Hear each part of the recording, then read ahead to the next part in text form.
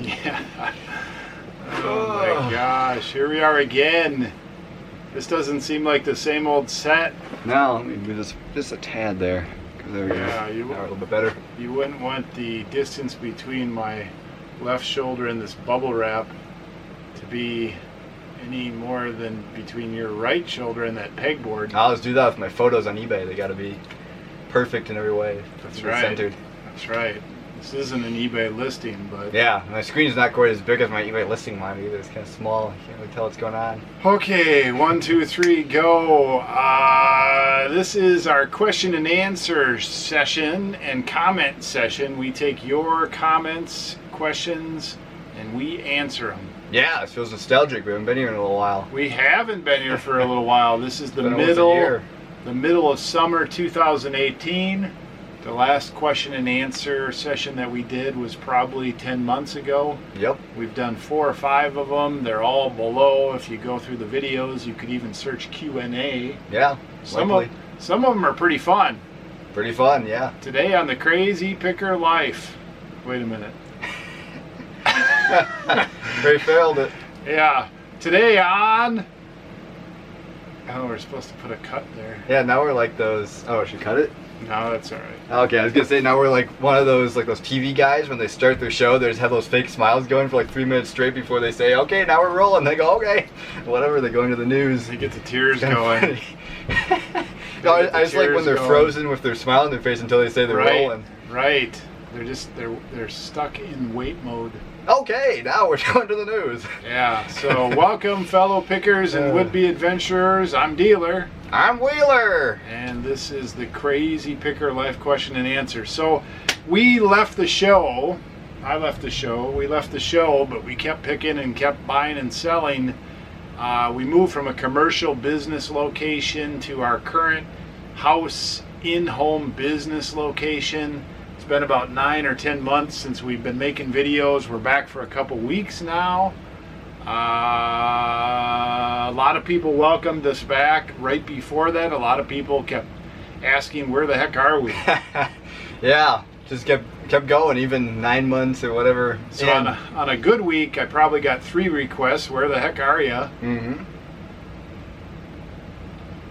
And on a bad week, we probably went a whole week without a request. Yeah. All right, so I'm going to get into this. I have my computer here. There are a lot of comments. I'm going to try to wade through them. I'm going to try to read them. I'll comment, and then I'll let Wheeler comment a little bit. It'll probably free flow. Yeah, freestyle. Freestyle a little bit. We've got to keep our eye on the camera for a couple. Look at the lens and not the screen. Couple of reasons. Oh, really? Am I looking at? Oh, I can't tell from here. No, you can't tell. We're looking right out there, wherever they're watching. Looking out here. Hey, guys. Yeah, it's like when you record on your iPhone, it's like you're looking over here. In 3 directions, yeah. Well, no, because it's off. Yeah. This is much better. Mm-hmm. We're professionals once again. Oh, yeah, 100%. top of the morning to your laddies. Yeah, so our camera will blink at us when we need to do a stop-start. Yeah.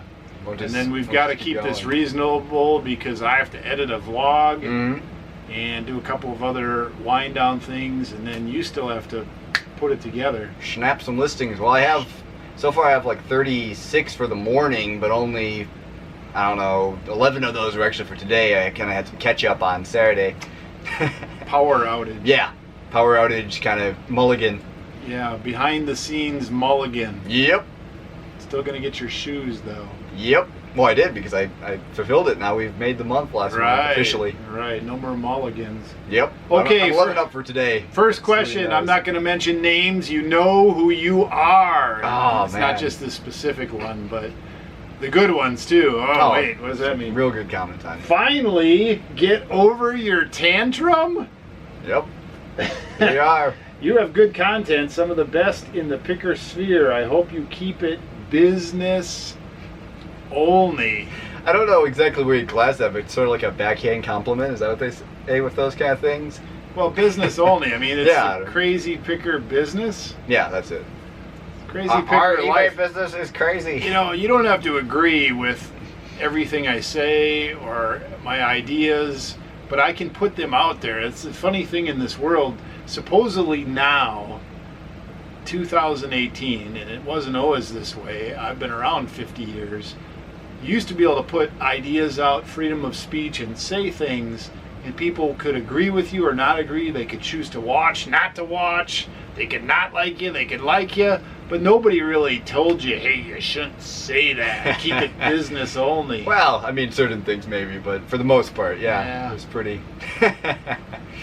This is the crazy picker life. This is Sierra Nevada Torpedo Extra IPA. Yeah. The Torpedo. Yeah. So then it finishes up. 50 years old ain't so bad. Keep moving forward. So is that your feelings also? Yeah. Keep moving forward. No, the 50 years old isn't that bad. It's not that bad. Okay. And there were a whole bunch of glad you're back. Let's see. Oh my gosh.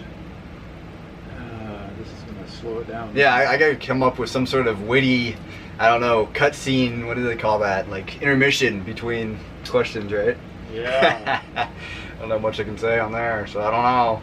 We're on air. What have you been listening today? A lot of different camera stuff, but mainly these Leica accessories, which Leica was kind of a high-end camera brand. They started back in the 20s. They had a bunch of innovations starting from the start there, and then they made cameras all the way till modern day, and their modern day cameras are extremely expensive. I think they've actually had some partnerships with some other companies and come out with a couple cheaper cameras, but their core cameras are still in the $5,000 to $10,000 range, and they're not necessarily like professional cameras, actually more like high-end hobbyist cameras. So it's a weird market. So old stuff's interesting though for that kind of stuff. All right, so between when we moved out of the house and now, we went on a 6-week vacation. Yeah. Anybody ever been on a 6-week vacation? I haven't. Quite an experience. 6 weeks out of state. Mm-hmm. So any thoughts about that? It's a lot of fun. That's for sure. We did have a lot of fun. Yep. We had some downtime. We had some uptime. We went to like quite a few different states. We did some picking. Yep. Got some stuff turned back around. Got everything back on track. Kind of reset. Definitely a good reset. That was mostly what it was. We got back. It didn't feel like it, but got some it was quite a reset. Sand between the toes. Mm-hmm. Cool shells. Learned how to play some pool. We had a pool cool. table in our rental. Yep. Okay, wow, BP, meaning banana peeler, reminds me so much of Wheeler when he was younger. It's like a double take, LOL. Glad to see you guys again. Super true. Man. Yeah, when we had Wheeler, our banana peeler doing the packing, I bet some people did a double take because he's growing so tall. Oh yeah, like from the $1.50K challenge for sure. I used to be a lot younger, but man, he is literally like 2 inches shorter than me right now, which is crazy. He's gonna outgrow me, I bet. If not close, I mean, it's gonna be pretty tight for sure. See him coming up. Okay, I enjoy seeing a family that is cohesive and works together. I wish more parents cared about instilling discipline and work ethic in their children. Great video as usual, Dealer. Okay, so the comment that I want to just make there is, on camera, off camera, do you feel we're cohesive sort of as a family, business-wise? Yeah. Well, I mean, yeah, for sure. Do we ever have any things that don't turn out cohesive? No, never. It's a business. I mean, you're always going to have ups and downs, but no, I mean, you can see the success that we're having. I mean, we're still in business as a family. So the transition from here, from the commercial location, we were out of the house for almost 4 years. Yeah. And that would have been since you were, 15 years old till now. Mm-hmm. What are some of the biggest changes? Well, I don't know. I guess basically just the space constraints. You can't really spread out quite as much. You have to really keep your stuff nice and tight and efficient if you're going to try and get enough done and all that. Other than that, it's not that different. I mean, it's just the lack of space mainly. Okay. It's not a big deal. We're warming up on questions here. Yeah. So in one of the videos a week or so back, we talked about and alluded that we're doing this momentum contest. Mm-hmm. First of all, we're listing all this stuff. Yeah. That we have in backstock, and we showed some of the stuff we have here, and then we have this mysterious storage locker out of state. She did show some pictures of that one episode. So. I showed some pictures. It does exist. So, well, it does exist, but the real question is, why not get a storage unit closer to home? Mm-hmm. And then somebody followed up, they said, I think it's for security purposes. Well, that's not too bad. I mean, our home is pretty secure. We're a big family. We like to hang around. We are NRA members. Full 24-hour a day. We're always up. Well, yeah. There's no, There's no downtime. We've got police officers as neighbors. So the security here is pretty good. We've got neighbors that watch out. We've been here 10, 11 years. We know everybody. We have a mixed bag from tough guys in our neighborhood to, just regular people. Yeah. So we're not too worried about that. We actually don't have enough storage in our house that's climate controlled. Yeah. And we don't have any storage units in our town or our immediate area that are climate controlled. The closest storage units that are climate controlled are like an hour and 15 minutes away. Yep. Which I think I mentioned that in one of my vlogs. I said like 100 plus miles away or whatever for climate controlled. And I mean, of course, they're probably going to even have higher rates than where we're leaving our stuff and all that. I mean, yeah. There's a couple things to consider there for sure. So, well, we made a decision to have a storage unit pretty close to where the stuff was. Mm-hmm. And then we can bring back or send back stuff as needed. We're going to talk a little bit more about some of the plans that we have for a building, mm-hmm. and or rental and or moving. Nothing is solid yet, but we would like to get some of that stuff closer to home. We would have to trailer it or U-Haul it. It's a lot. Yeah, and I'm not sure if anybody asked the question or if you want to talk on it a little bit, but remember when we left out the vlog last time, you were talking about going on the road full time still, probably. So I know I had a couple questions on my channel about that. So yeah, long before we were going to go on the road full time, somebody mentioned, hey, why don't you guys take a test trip? Yeah. And I was like, test trip? I just want to go on the road full time. What? Yep. And so we did book a test trip, and that was the 6-week vacation. And that, coupled with just some reality factors, thinking about it, planning for it, I came to the conclusion that although there would be fun, so much of the work would fall on me mm-hmm. that I would drop dead. Yeah.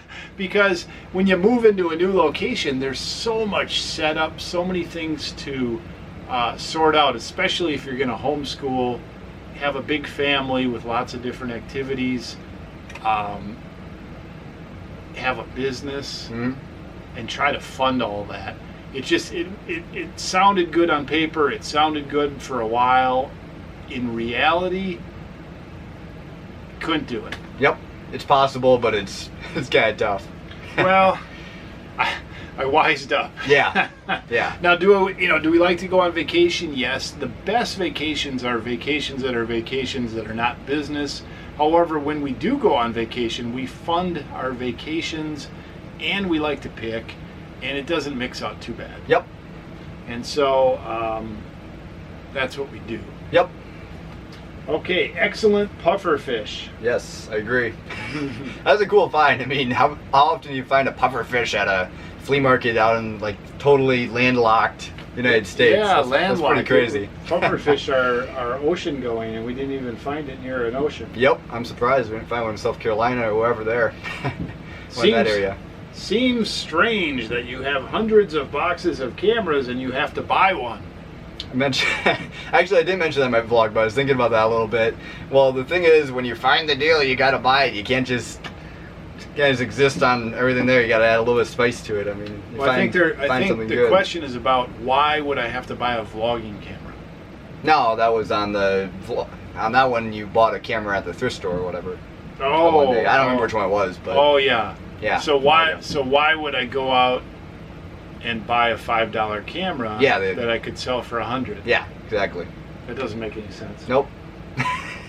Exactly. I mean, we're just boring listing robots. We have to list all day. I mean, my vlogs almost reflect that, but nah, it's always fun to buy stuff. I mean, you can't pass by the deals when you find them. All right, it says, Wheeler is a machine. I'm taking a break from a listing spree of 22 items. I can't even imagine 107. Good job. Yeah, speaking of listing robot, there you go.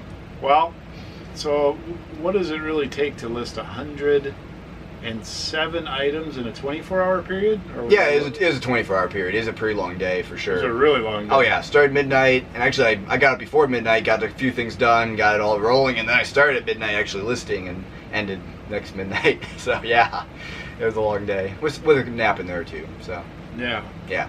So we've talked about this a little bit. Now we're doing the momentum thing. We've got to hit a certain average every day, or we're trying to hit a certain average every day. Obviously some days are better, bigger, some days are smaller. Yep. And we talked about one day a week's going to have to be Oh yeah. like a Hercules day. Yep. For sure. Because you can't do it day in and day out. And we've got some other questions about, why can't it just be even Steven? And life isn't even Steven. No. I mean, I try to list 10 items or more a day. I've probably been averaging 14 or 15. Yep. But even so, with my other demands, some days are higher, some days are lower. Oh yeah. So Sure. you just can't. And some days you just feel like it. Mm-hmm. Oh, for sure. Well, like last week, my good day for the week, I actually started listing at 9 p.m. Right. So I mean, it's just some days you feel like it, sometimes you don't. So I pull all nighter, got 76 items listed or something. So Well, I don't know This happens. the exact Sometimes. answers, so I'm not going to put questions in your mouth about that. Yeah. But we're going to have some questions. Why would you stay up all night? Why would you Yeah. do this crazy schedule and all those kind of things? Now you're how old, Wheeler? 19. Yep. Yeah. So I remember when I was 19. I did a lot of crazy all-nighters and a lot of crazy stuff too. I didn't have the work ethic that Wheeler has at 19 per se. I think it took me a few more years to develop that, and certainly wasn't as focused. Yeah. Well, I've definitely experimented and made my little mistakes in sleep and schedule and everything over the last few years. So Well, that's it's how kind of accumulation of all that. And obviously you have to have enough sleep to get enough done. So if you're going to have a big push, you better have sleep before that. Otherwise it's going to be kind of inefficient. So That's a lot how of different that's how factors. you learn. Yep. A lot of different factors. to Right. everything. Now here's a question. I'll Mhm. throw at you, and then we got another one here. What about a 9-to-5 job? How would you like that? I don't know. I probably wouldn't like that. Just gonna put it that way. I don't know. I haven't tried it, so I guess I wouldn't know. I probably should. But Well, I know I have an opinion. yeah. I don't think you'd like it. No. Because we tried that. Yeah. We tried Try to schedule. we tried a schedule for how many weeks? 2. It didn't last very long. It worked. It worked all right. It did. Yeah. But for the first few days. you went a little crazy, Mm-hmm. batty. You Yep. know, you just it was really hard for you. Yep. Why? I like to work in my element. When I hit the groove, I hit the groove. Otherwise, I'm just trying to get there. So I don't know. So It's hard to explain. So what can you do? Yep. If you do a question answer episode, you should do it live through Google. Many other YouTubers do that now, and it seems to work well. Well, it's close to live right here. Well, I'm the one that doesn't want to do that. Yeah. You do that on some other channels. Yeah, I've done it before. It's kind of fun. It can get pretty chaotic though too. Yeah, I see the value in it. I'm a little like you and working a 9-to-5. I don't want to schedule something, have to show up, and if I'm not feeling like it, I don't want to fake it. If I am feeling like it, whatever. I'm not comfortable with it. Mm-hmm. You know. And of course, the live stream go down, and the quality is never that great, and all that. I don't know. I just like this whole setup in general compared to that. Yeah, I've done a few live streams. I've never really got the whole microphone and everything all set up where it actually is really good. It's always kind of just like a, I don't know, super lo-fi production. Seriously, I think I've kind of come to the conclusion the reason I do these videos is to kind of verbalize and get things out there on my own head, bounce them out there, for sure. and get some accountability and get some exposure and things like that. It keeps me in the game. I don't know, the live stream thing, I just can't, I can't dig it.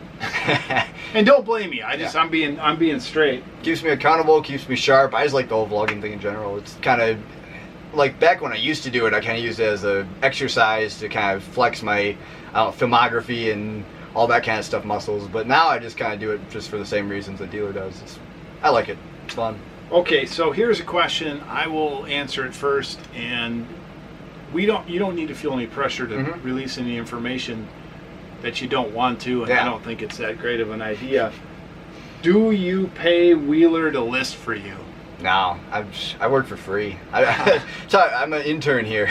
Well, in general sense, before Wheeler turned 18, and that would have been when he was not an adult, I considered him an apprentice, and I paid him a portion of his income, and I put a portion of his earnings in what I would call an equity in the business, and I also put a portion of earnings in a separate savings, which was released to you last year sometime. Yeah.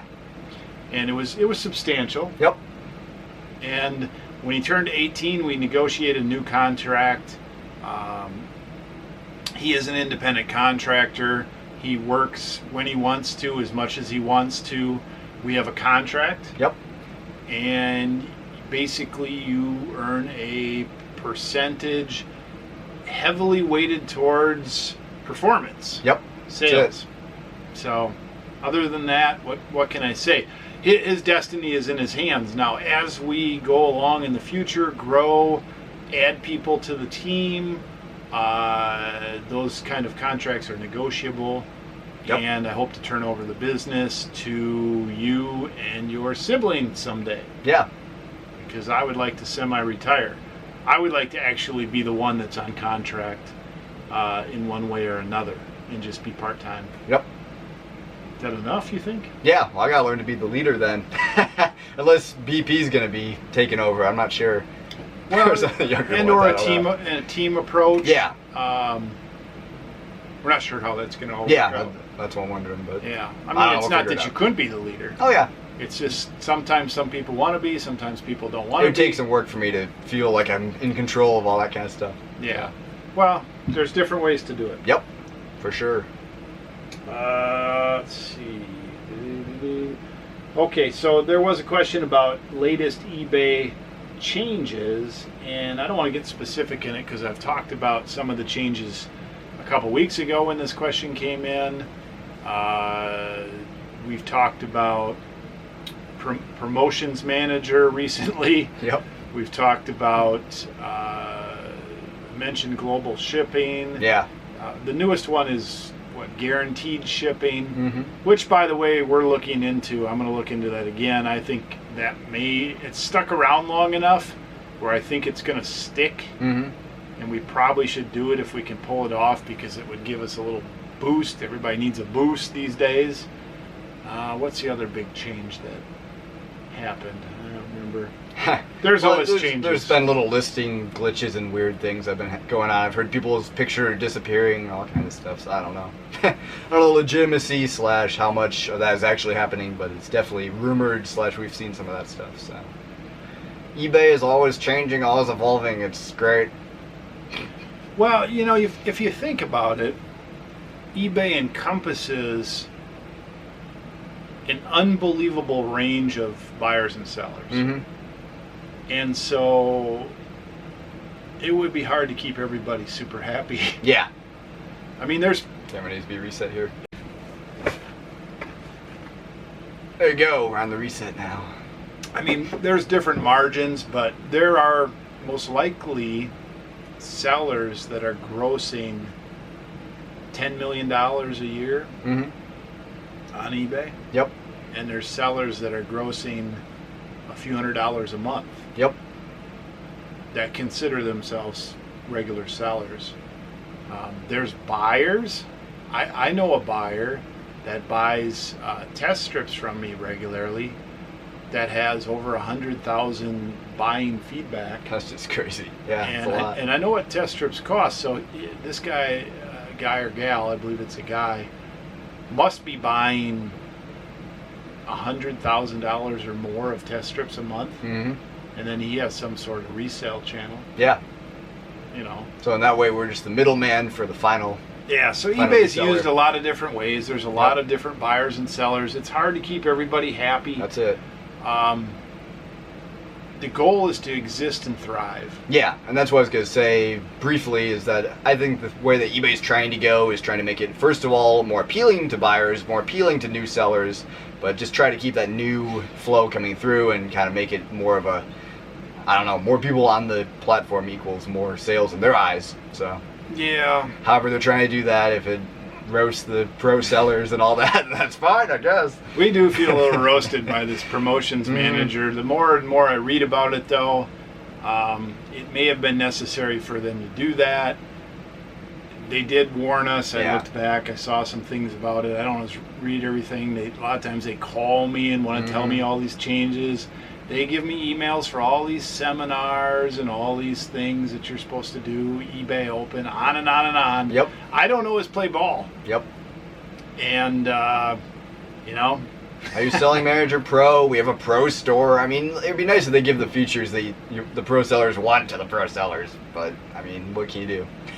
Can't have everything. So if you don't change with the times will pass you by. So if the change happens and it's bad for you, it's probably bad for everybody. If it's good for you, it's good for everybody. It's all relative. It's the people who can make it through that difficulty that continue to go. I can guarantee you this promotions manager is going to kill off a certain percentage of sellers. Oh, yeah.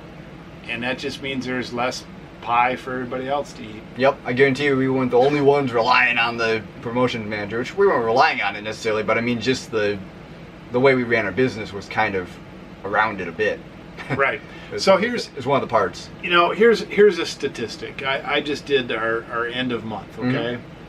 We rebounded total sales for all channels in June was better than last month. Yep. And it was slightly better than April. Yep. Statistically, let's just talk about our camera channel that you basically list for. Yeah. Statistically, we are up 20% average over last year. It's pretty good, yeah. So we've had a 20% growth over last year in sales. We're on track for, all told, with 6 months in, we're on track for almost 300,000 in sales this year. So, yep. You know, it really the jury is still out. Yep. Okay, Wheeler, do you still sell watches on eBay? I was curious about that too. Is Wheeler still buying and selling watches? Yeah, talked about it on my vlog a little bit, a couple times, because people are inquiring about that. And yes, we do still buy and sell watches. But here's the main problem with watches. Watches take too long to list.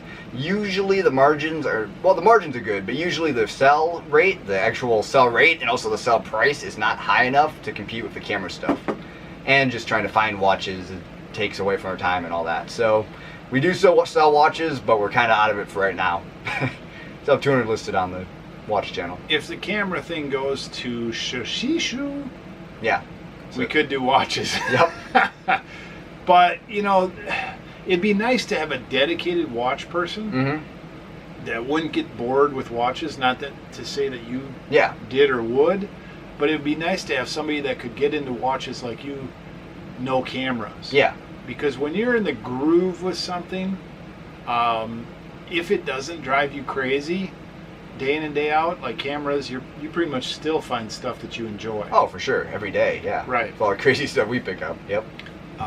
If we had a watch person like that, and if anybody's out there that wants to be a watch person, contact me. We could maybe work something out. You know, that's what would be best. Yeah. But going back and forth and trying to run two businesses, with the amount of stuff that we've discovered in the camera business, there's as much watch stuff out there too. Yeah. Oh, for sure. Yeah. Everybody has a watch. You can't. Or they did. You know, you can't chase two rabbits. Yep. Very easily. Catch none. Yep. And we found that trying to go back and forth. And so, actually, we're sitting on a lot less watches than we are cameras. Which is good. How about this one? Dealer, would you be interested in being interviewed by blank from blank blog? I didn't ask blank yet. I thought I would ask you first. I thought you'd be an interesting person to interview, or maybe you and Wheeler. You sell a lot of stuff and it's a family affair. I'm gonna sneeze here. Woo! A crazy noise effect to cover that up, right? Yeah, like a the basement. Okay, so at this point, I would like to do interviews. Yeah. But no time. Yep. And so I'm going to decline doing interviews on other channels. We have been on a few other channels. We get asked periodically to do different interviews, promotions, all that kind of stuff. Mm-hmm. I'm interested in it. I just don't have the energy and time above what I need to get done. Yeah, that's basically it for me too, because basically I list as much as I want to, and I still have more stuff that I could literally do unlimited stuff up and beyond listing if I had unlimited time, so I don't know, maybe sometime, but... Well, I like to do other things too, Yeah. and that's part of the balance. Nobody really asked about a balance question. I think there is a question about, indirectly, about life balance. Mm-hmm. And we can talk about some of the things we've done in the last year that were a little different than some of the really pounding years when we really sorted some things out. Oh yeah. And we're really gunning at it.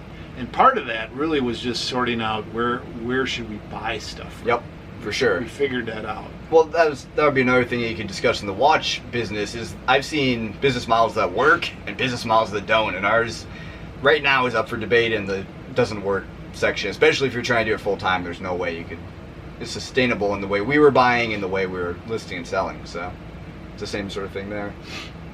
So at this point, I'm really flattered that somebody would want to interview us. I'm going to choose to decline at this point. Yep, we've pulled through on the camera arena, but the watch thing would be a whole nother thing to keep it going at a high rate. Okay, dealer, I know it may not mean much to the average viewer, but the Illuminati triangle clock kind of creeps me out. It reminds me of the triangle above the pyramid on the back of the $1 Federal Reserve note, otherwise known as the dollar bill. I added that part. Blatz is Illuminati confirmed. Is that the one he's talking about? I don't remember which. Oh yeah. I'm not a fan of central banking and government. And then somebody said it's a beer sign. Yeah. I know that. so we should have like let's see, central banking. So what would be the difference, or what would be the alternative to that, like local banking again, like in the 1800s? Well, gold-backed currency. Yeah, well, I guess that makes sense. Yeah. And that could be a whole new discussion. Yeah. But central banking, doesn't that just mean that one person has all the? You know, the history of money is quite interesting, and certainly there's some big money players. Oh yeah. The history of beer is similar. There's some big beer players. Mm-hmm.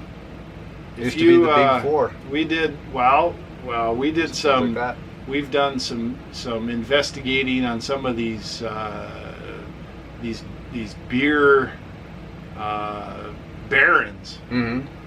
Those were some rich dudes, and they had parties with other rich dudes, and so basically the Illuminati flows through the beer just like it does. Bohemian Grove of beer. Yeah, people. Yeah. So Get Schlitz, Blatz. I forget some other dudes. Yeah. Other guys in there. Yeah, it's all in there. There's a lot of them. Well, my new thing is to drink beers that don't have GMOs and a bunch of garbage in it. Because I realized a lot of the main beers, unfortunately, are chemical soup.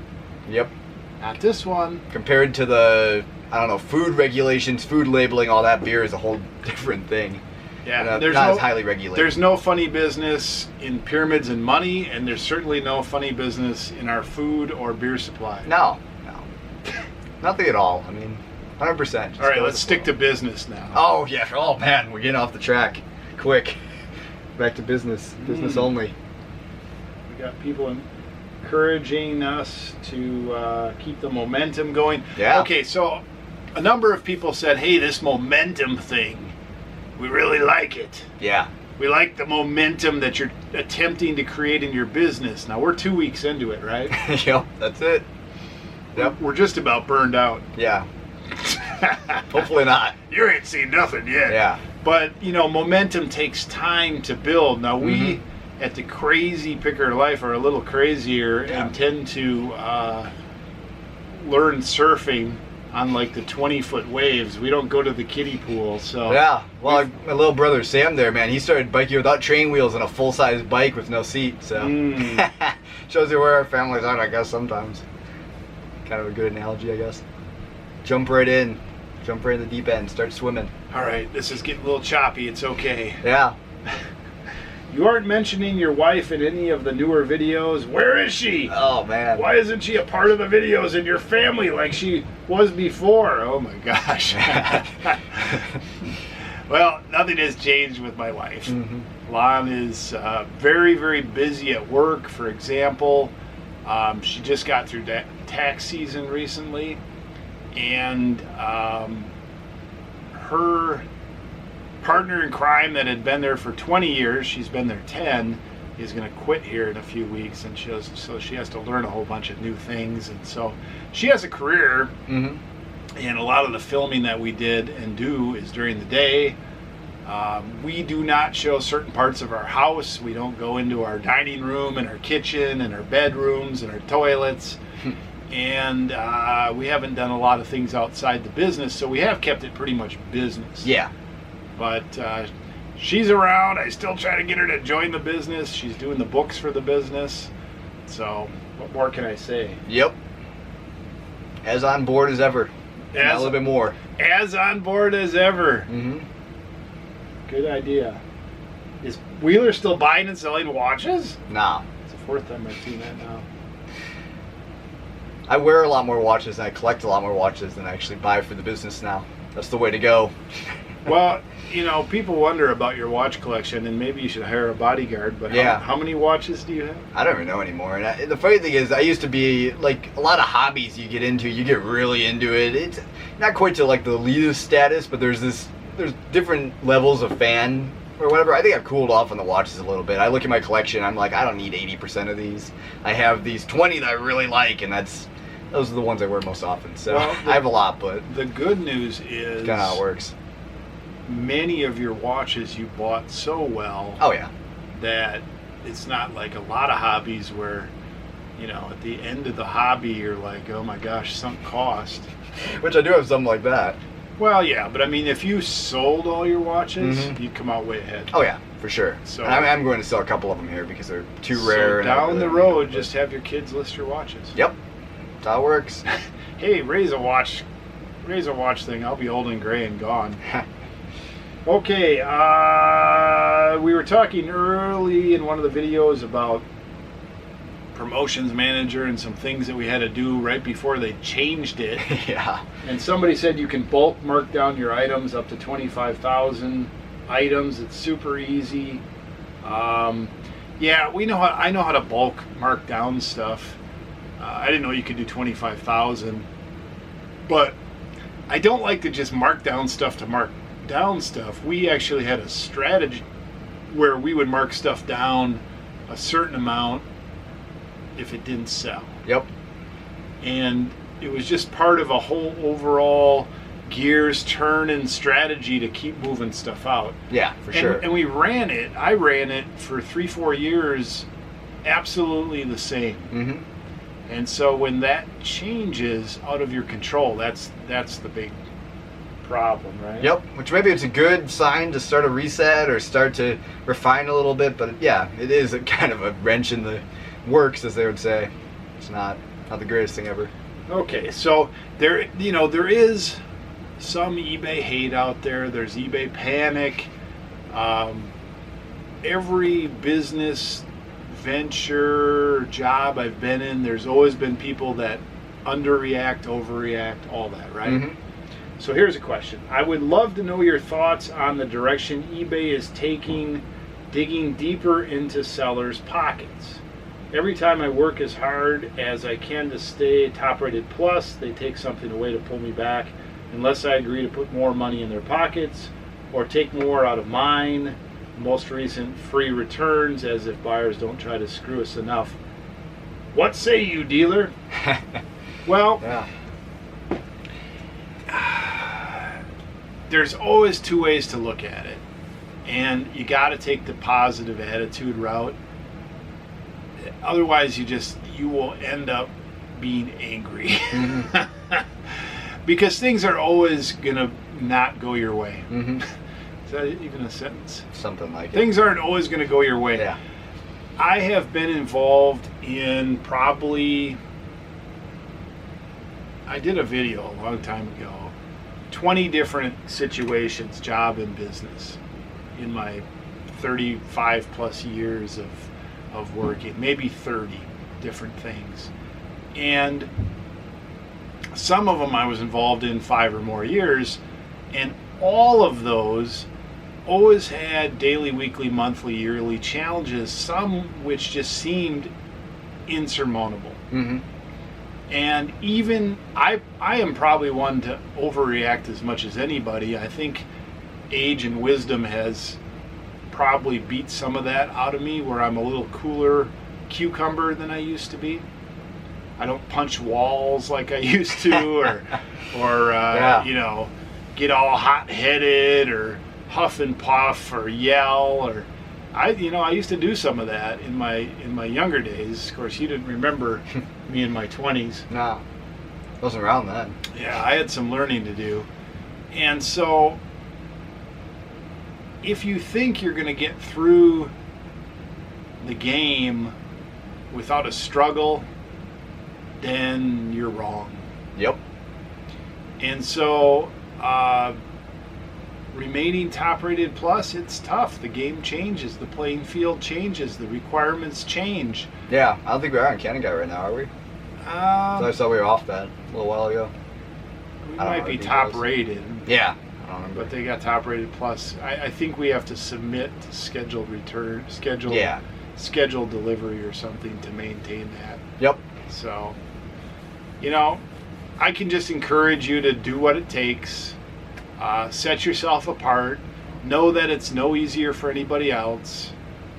Know that not everybody makes it on eBay. Not everybody makes it in their home business. Yep. Not everybody makes it in business in general. Not everybody gets to work for themselves part-time or full-time.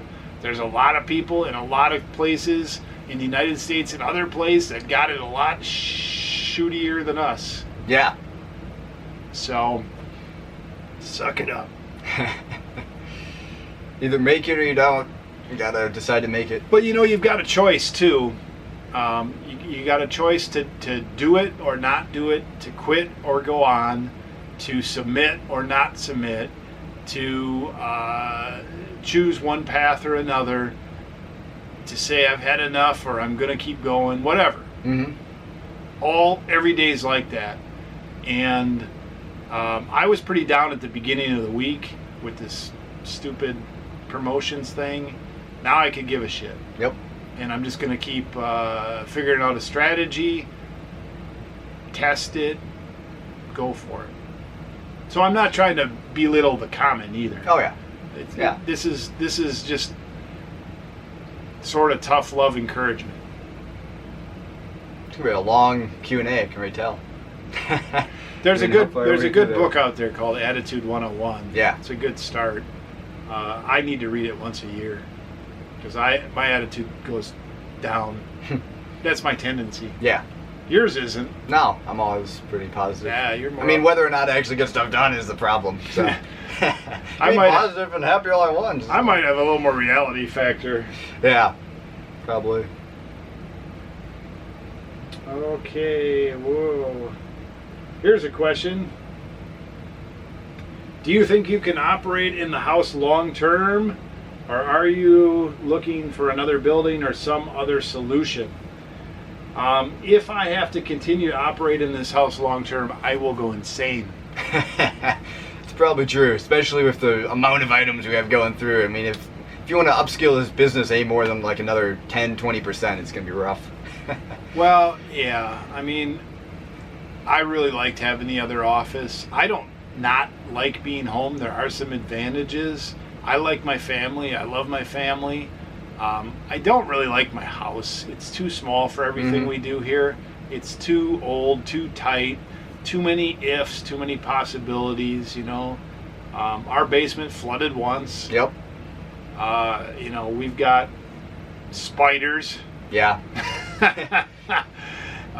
It's a 100-year-old house.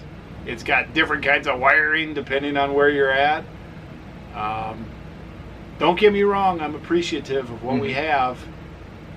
It's very low cost, very low pressure that way. The water pressure's high, it keeps blowing faucets apart. Yeah. You know, It's an old house. Everything is sort of a jury rig to get it to work with newer stuff. Mm-hmm. You know, you take out a closet, you better have like 4 huge garbage pails full of stuff that you gotta take out. I mean, nothing's changed the last 100 years, has it? No. There's no new anything. They don't build them like they used to. Yeah, that's true also. So no, I will go crazy. We will either have to move to a bigger location, build a building, which is probably what's going to happen. We have a place to do that. We just have to line it up with some other things to make it happen the right way. We need to make sure on that. Mm-hmm. We will get another location if we have to. Whatever we have to do. But no, my kids are getting bigger every year and they're not leaving.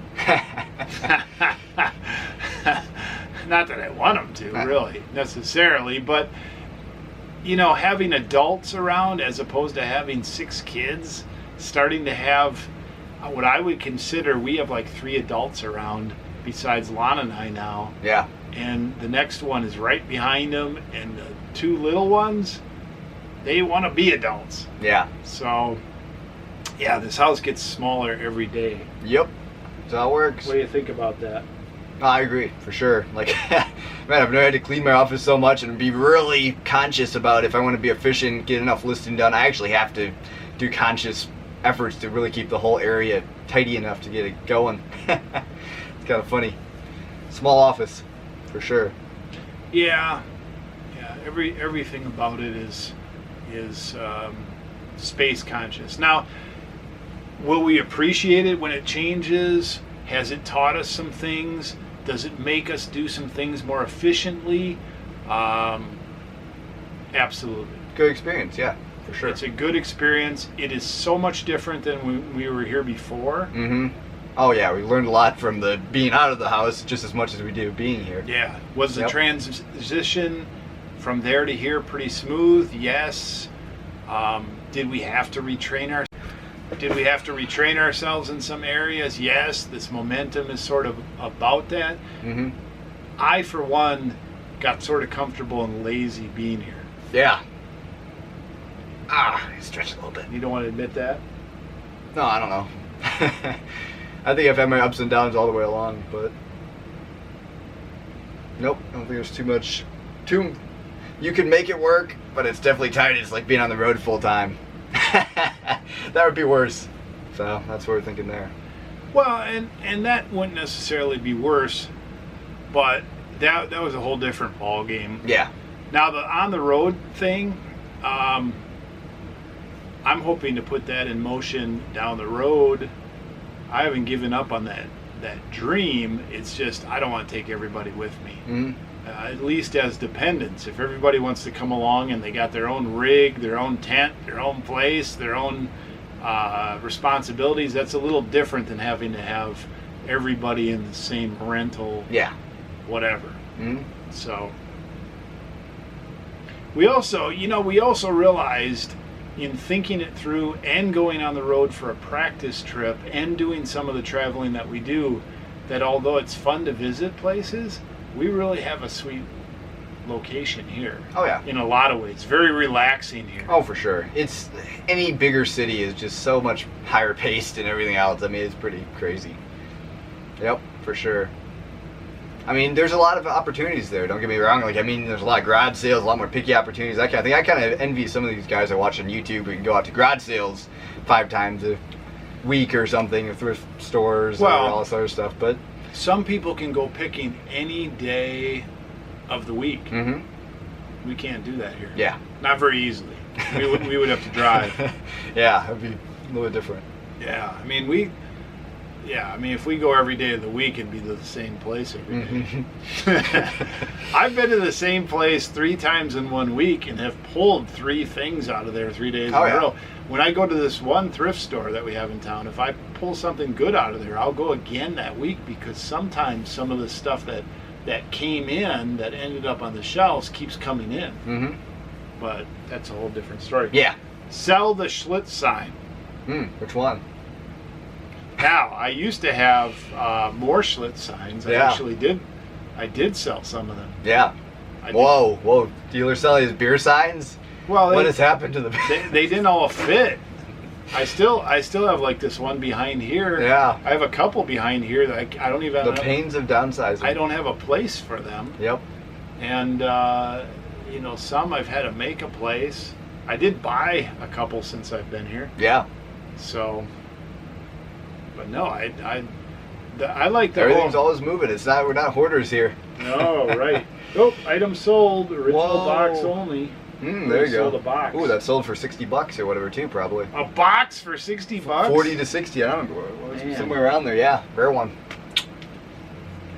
New sub here. Great video. Wow. Yeah, that's one thing I noticed. Actually coming back, we're getting new subs, which is surprising. I didn't figure there were anybody. 200 in 2 weeks. 100 a week. Yeah, that's where I'm close to where I'm sitting. I don't even know where I'm at now. I didn't even check my subs recently. Once I hit 1,000, I was pretty happy there, so I don't know. Can you give us your runner's vitamin punch recipe? I may need it so I can binge watch all of your previous videos. Okay, so we run as a family, and you can look up vitamin mineral fusion. Yeah, that's what it's called. That's right. Just look that up, and if you're really interested, you can look that up. It's a heck of a product. Tastes good, lots of vitamins, very appealing. On a scale of 1 to 10, I know a lot about vitamins and things like that. I would give it, quality-wise, probably an 8.5 or a 9, which that's pretty good. That's 10 would have to be like good guy physician quality. Yeah. So 8.5 or 9. It's refreshing after a run. All my kids like it. I get vitamins in them. It is refreshing. It's reasonably priced. Vitamin Mineral Fusion. Yep. And we're also running 2 races this week. That's going to be a bit tough for the listing and everything, but I guess we're going to make it work. Today's the big day for the listing of the week, hopefully. And then hopefully maybe Saturday. I don't know. We've raced then too, I think. Belated happy birthday, dealer. You're officially a salty old guy now. Uh-oh, what's that? Battery flashing. Okay, let's take a break. Yeah. Framing. I think it's the same as ever. We're trying to... We had the official Canon battery in. This is a Canon G7X camera. And now I put in a generic battery. Yep. Before the generic battery would flash a message on there, you'd have to go through a couple clicks in order to get this camera to accept it. But so the new generic batteries are the same ones like before? Well, they're the same brand. Yeah, so they might have updated their chips in there. Right. Thought, something's changed. Yep. This is a gray market international version camera. Yeah. I think. Man. Still $500. Yeah. Nope. Cameras aren't cheap, especially the convenient ones. Like this one's pretty convenient. Of course, the lens is fragile if you drop it. Sierra Nevada Pale Ale. Different one. Lighter. Yeah. Okay. American Pale Ale versus IPA. Right. Yep. Question. I notice you refer to your listings as auctions. Are you running 2,500 auctions? Or are you referring to your bin buy it now listing as auctions? Just wandering. Yeah. Wandering. Yeah. Wandering through our auctions, wondering if they're actually auctions. I referred to all my listings as auctions for the longest time. Thanks for the video. Now, my old brain is getting a little confused on this, but I'm pretty sure when eBay started. Now, I was on in 1999. When were you born? 1999, yeah. Coincidence? I don't think so. Yeah. But I believe they started as all auctions where you put a starting bid, and I don't know if they even had make offer. I don't think so. Yeah, well, I've heard that. So the word auction to me doesn't mean auction or buy it now or classified. It's just anything you put up on eBay. For the listing, yeah. Because listing that term would be listing. Yeah, did they used to call it like the online auction site? I mean, they had some logos and some lingos from back in the day that kind of stick around. Yeah, I mean, so it's kind of like Kleenex, you know. So no, we run. Right now, we probably have 3,400 auctions. If you add Amazon in there, probably 3,600 listings. Yep. And maybe at any given time, I've got 10 auctions running. Yeah. 10 auctions where 7 days started at 99 cents. Bingo, bango. Yeah. 10 or less. On the Cannon Guy channel, I don't think I probably run 10 auctions a year on Cannon Guy. And it's rare. It's that special item that just, for some reason, is super desirable and sells well at auction. Which early on, we did a little bit more of that. Mm-hmm. And I think the reason we changed it was one specific example. Do you remember that one? Oh, yeah, we tried one time to run everything at auction for a cycle. I don't know, is that what we were talking about? No, the expensive Nikon lenses that when we ran the auction, we ran it from 12 midnight to 7 Olympus. in the That's what I'm talking about, yeah.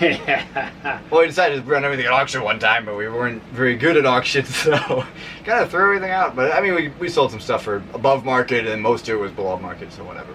That's how it works. With global shipping program, orders, the last 2 letters on the reference number signify the destination country. So, you know, the global shipping program has changed over time. I don't think they're selling it as hard as they used to. Yeah. They've got some I think just most people have already adopted it. You start a new account and you're automatically in, so I don't know. I print all my invoices, my packing slips that I put in orders, I print them on PayPal.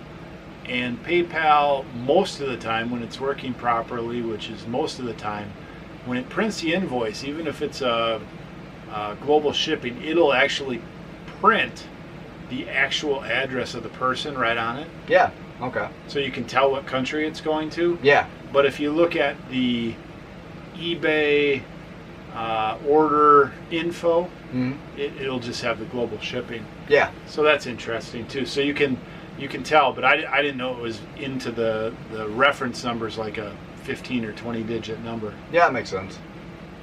It's interesting. Yes.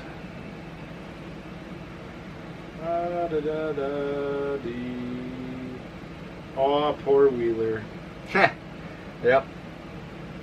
The P.O. box. We got rid of it. Yep.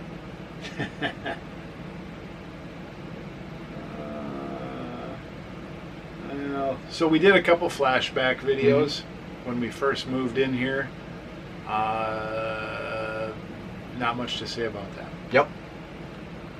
People commenting on that, obviously.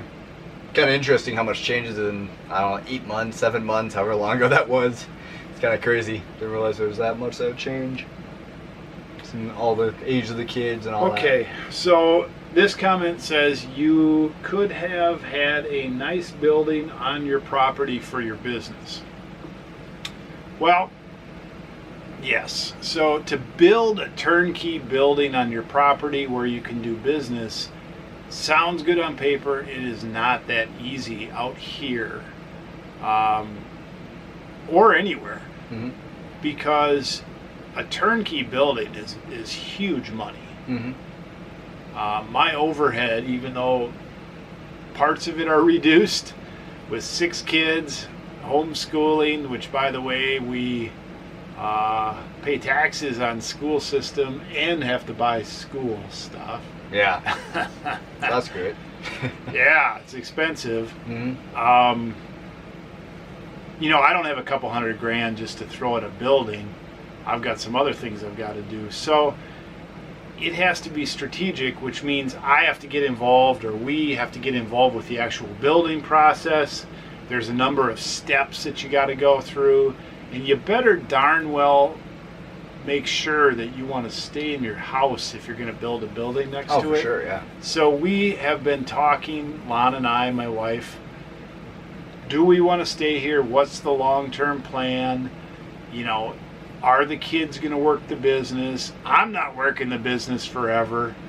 How are we going to do it? Where do we want to put our money? Mm-hmm. Do we want to put it in a building? Do we want to just float off into the sunset and vagabond around the United States? What do we want to do? And so we're still settling that, but the number one plan that comes up as the A1 number plan is to build a building. And I've done a lot of the preliminary work. I have bids. I have all the OKs from zoning. There's a lot of ducks that are lined up to get it done. We were considering pulling the trigger a year and a half ago, and then the idea came up that we wanted to go on the road. We needed to explore that. We're still winding down a little bit from that. Yeah, pretty much. And then, you know, it would have been nicer to transition from our commercial location to a building. Yeah. We had to move home. And so all those things tend to make you think a little bit. Yep. And so we're still ironing out the details. More planning is probably better than less planning. Measure twice at once. Well, Sort of wisdom has taught me to be patient, and I have not always been that way. In fact, in some ways I'm not very patient. Wheeler, did you answer the questions? I did check the watch channel today. I noticed that. Yeah. What's up with that? I've been trying to remember. Check it once a day. It's hard to remember, but sort of trying to remember it. So wisdom has taught me patience, and wisdom has also taught me to make the right decision, and a building has huge implications. Yep. If there's still a chance we want to move out of the area, if there's a chance we want to go on the road, if there's a chance that it's not going to be utilized, you know, I'm 50. I don't have a lot of bad decisions left in me. I would rather make good decisions. So Yeah. Stay tuned. Right? Yep. Something's happening, but who knows what yet. Okay, so this person heard through the flashback video. It says, was that Highway 36 trip lately? I and my wife plan on doing it in September. We are resellers in Nebraska. Okay, so we have two Highway 500 miles, hundreds of rummage sales. People line the road 3 days. We have the Highway 36 treasure hunt, which is Highway 36 in northern, from east to west, Kansas. Mm-hmm. And then we have the Nebraska junk jaunt, which is a loop up off of I-80 in Nebraska. Yep. Both of those are in September every year. We've been on both of them probably at least 6 times. Mm-hmm. Yeah, quite a few times. Maybe 7. Sure. Yep. And we plan to go again this fall in a couple months in September. We always find very, very interesting things. We always have fun, other than we didn't vlog it, but the last time coming home from the junk jaunt, we took the super van and stuck it in the mud. Yeah, which apparently there's a button on there, the one that looks sort of like a squiggly line where that's supposed to be for extra traction in bad conditions, but I don't think it would have helped. I heard that from one of my viewers. We were in the mud and we were going off a cliff if we kept going. It was a great situation, in other words. It was a great situation. We ended up walking Learning experience in the rain with a bunch of our stuff under our arms in the mud. 2 big submarine lanterns and a big backpack and a bunch of stuff. Gosh. It was great. It's fantastic. I don't even know how to describe how crinked up my arms were when I was done with that walk. Yeah, it's pretty fun. Yeah.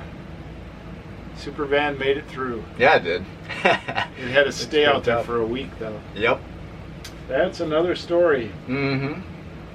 But yeah, the Highway 36 and the Nebraska junk jaunt, lots of fun. There are other ones throughout the country, obviously. I feel like a couple of situations over the last 9 months where we were like, oh man, I wish we had vlogged that, but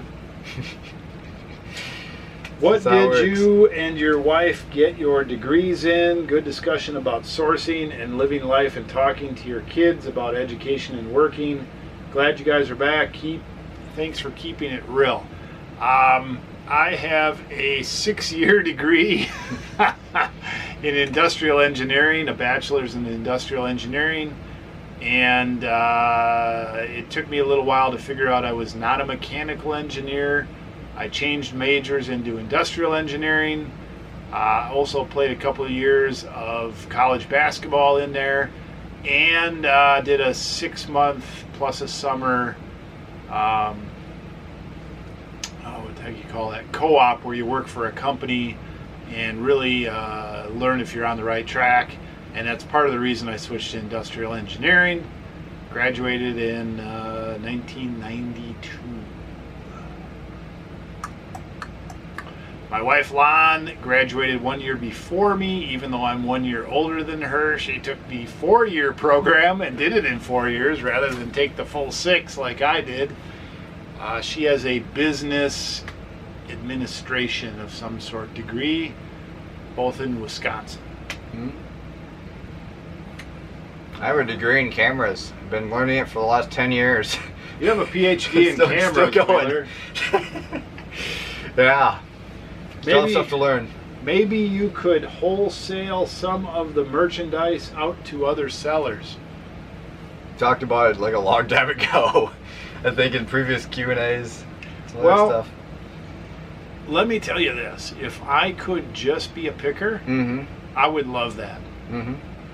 Obviously, like Mike and Frank, American Pickers, they do some other things besides picking, but they're out on the road seemingly 40, 50 weeks a year. Oh, yeah.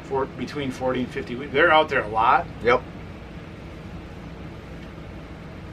Family responsibilities, that wouldn't work very well, and then who the heck's going to list it? Yep. But if I could buy it and sell it to other pickers, we talked about that at one time. Yeah. We talked about that whole thing, because Wheeler and I, when we're out picking, we can't show it on camera all the time. We've showed some of it.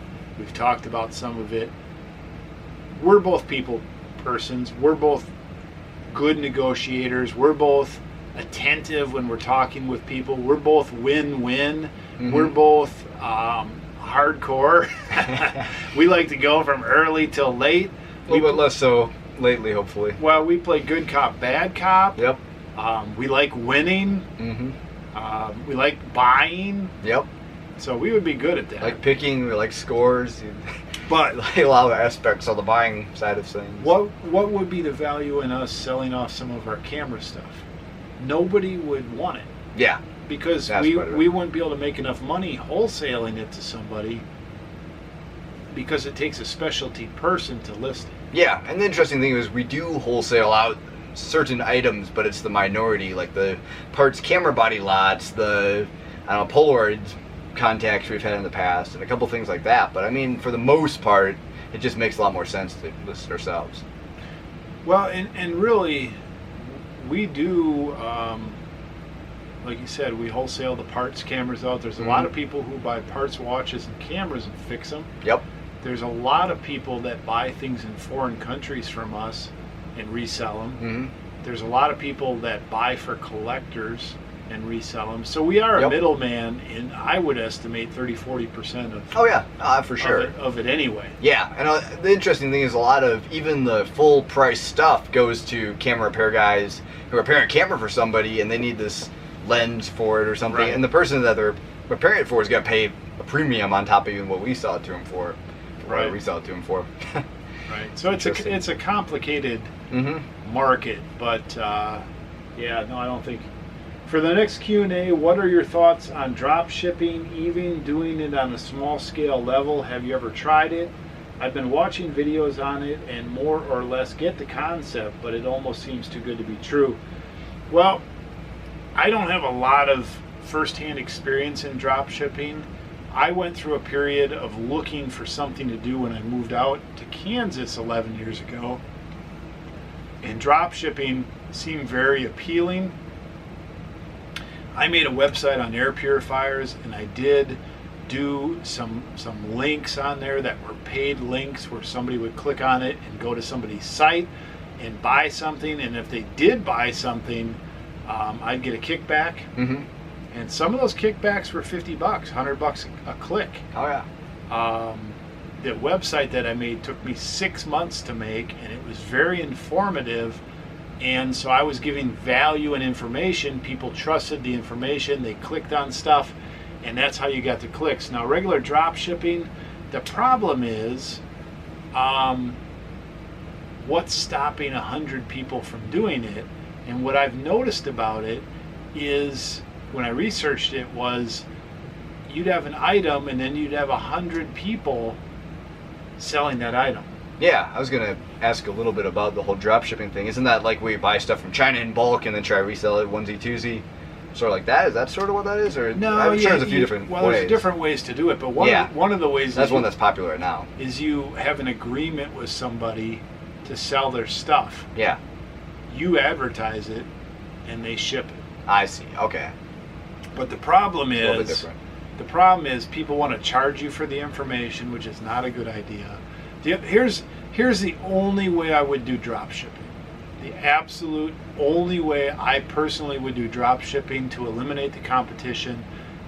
It would be a little bit like listing items for somebody else. Mm-hmm. It would be a little bit like consignment, but maybe I run into a company that I think is the cat's meow. Maybe they're an up-and-coming company. Maybe it's a older couple, or people that are not internet savvy, or they just have a niche product, or whatever. But if I could get an agreement with them that I am their internet side of the business, yeah, and they want to ship the stuff to control the inventory from their location, I would set something up where I'm the guy that lists it, and then I generate an order that goes to their email, fax, whatever, and then they ship it, and we figure out how to do the payment. Yeah.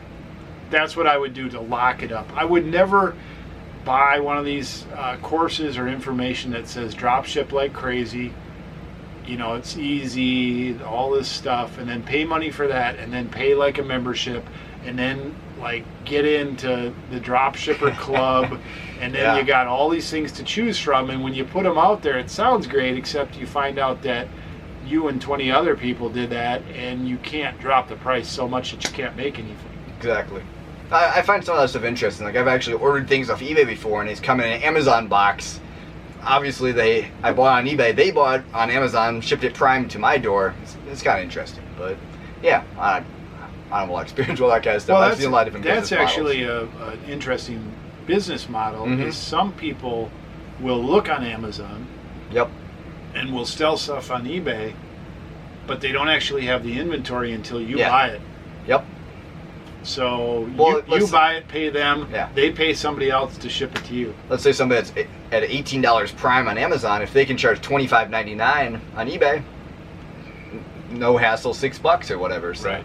So there are ways to make money with other people's money. There are ways to leverage it. There are a bunch of different business models that I probably haven't thought of. Yep. I mean, I buy stuff on eBay to sell on Amazon. Yeah. Typically, it's smaller margins, but if it's a sure thing, you can flip your money pretty quick. Yep. Prices can differ between platforms slightly depending on what it is. It's been my experience that you will make the most money finding an item for little and selling it yourself. Yep. The more control you have on that, the more money you're going to make. Once you start splitting that up with drop shippers, consignment, all that stuff, you're going to limit the amount of money. Now, obviously, if you go to an example like, let's just say, Microsoft and Bill Gates, I don't even know how involved he still is, but he doesn't code anymore. He's got a bunch of people working for him. He just does whatever he does, and he gets a paycheck. So, I mean, but he worked for that. Yeah, and I remember there's some statistics like he makes X amount of dollars while he sleeps every night. And it's more than most people make in months and months of work or year or something like that. I mean, there's some pretty crazy statistics out there, but obviously it's all been set up throughout the years, and he's earned it. So the bottom line in business, especially internet business, etc., if it does seem too good to be true, it probably is. Yep. And possibly it's not too good to be true, but it's going to take a lot more work than you would think, and it just take a lot more time. You'd really have to be into it to make it work. I know people that do online surveys. Nothing against online surveys, but when they figure out how many dollars they're making per hour they work, it turns out to be less than $1 an hour. Yeah, some people like that. I mean, certain things. I mean, there are some online surveys and some weird things like that actually do make you pretty good money, I've heard too, but I don't know. Now here's an interesting comment. Is 7 Wanders the World any relation to you? So this viewer said, they sent me to this channel and they said, is this a relation to you? And I went there, and here's this dude that wanders the world, and he's a little older than me. There's a lot of things about him that aren't me. But he wanders the world. He has a similar titles, he's got a similar monotone. I don't know what. I started watching him. I'm going to watch him some more because he's got an interesting, simple life. Yeah. He's simplified his life. He wanders the world. Yeah. So, no. It's interesting. I'll just say there's a twin out there for everybody or whatever. Well, he's not my twin. Yeah. But it's an interesting... doppelganger effect or whatever. Well, there's a thing. Yeah. Yep. No, not a relation. Yeah. Why? To go into crazy mode. Whoa. Why don't you bulk edit your handling times? That way you don't get dings for posting late, and those things stay on your account for a long time, maybe a year.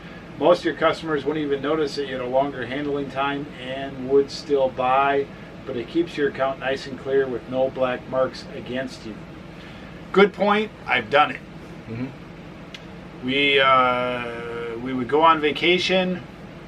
We would reset things, put a handling time on there, longer. Life's good, right? Yep. The problem is when you have so many items and they don't all end and start at the same time, and editing in bulk makes me nervous because you're changing a lot of things on a lot of listings at once. So we did it a couple times and I did it without problem, and then for whatever reason something got screwed up, probably me.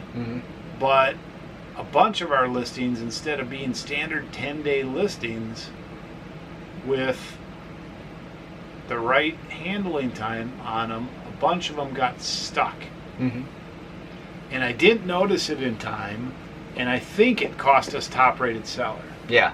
Because we didn't qualify for offering 1-day turnaround. And so I dropped the ball. Ever since that time, I just keep it simple. Yep. Simplification can be a good thing in some cases. To take a few punches but yet still have it simple sometimes is the answer. Yep. I agree. Hey, I don't do everything perfect. So if anybody thinks that this business here, I'm trying to put, is perfect, no. We make it happen. Yep. That's different than being perfect. For sure. We're doers. Where does that come from? Oh, John Abdu. Well, I was going to talk about one last thing I had on the whole drop shipping thing is that there's people who have a really super entrepreneurial mind. People are go-getters. People who really want to make something happen. If you want to make something happen, for the most part, you can make anything happen you want, but if you're not that type of person, that is not going to be the magic pill in that case. I mean, it can push you in a good path or it can push you in a bad path, depending on how much you want to go get it.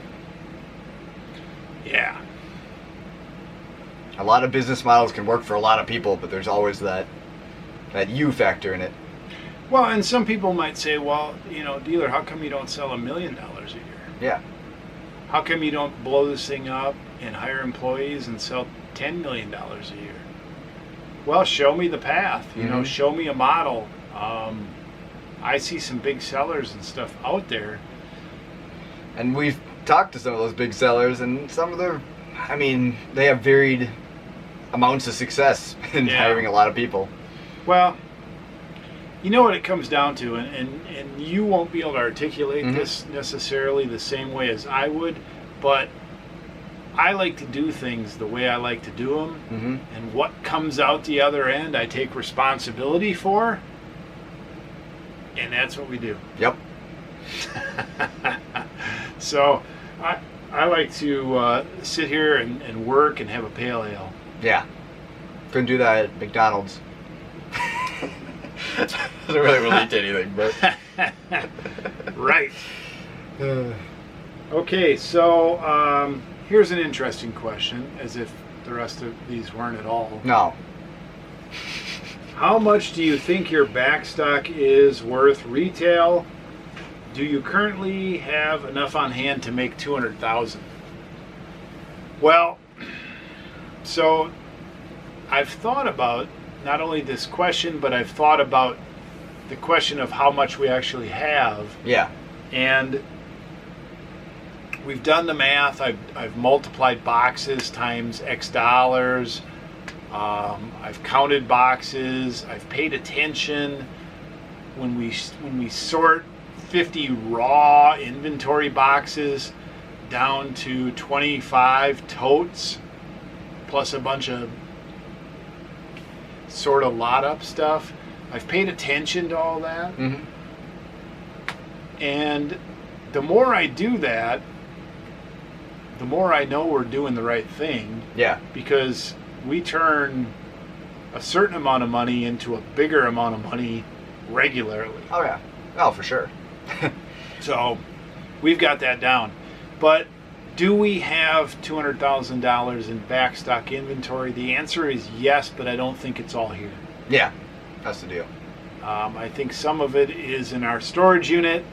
And so if we have to dash to the storage unit during this momentum drive, that is going to throw a crank in everything. Yeah, I think we have close to 200,000, but it is close.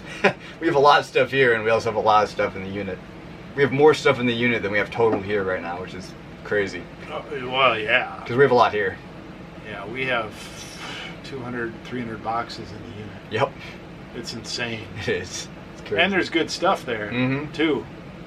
Then we have, good stuff here.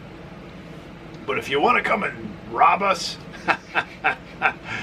what are you going to do with a bunch of camera stuff? That's what we always think. I mean, it's going to be pretty crazy. Plus, of course, we engrave everything with Wheeler and Dealer. Oh, of course. Sign it. We sign everything on the lens.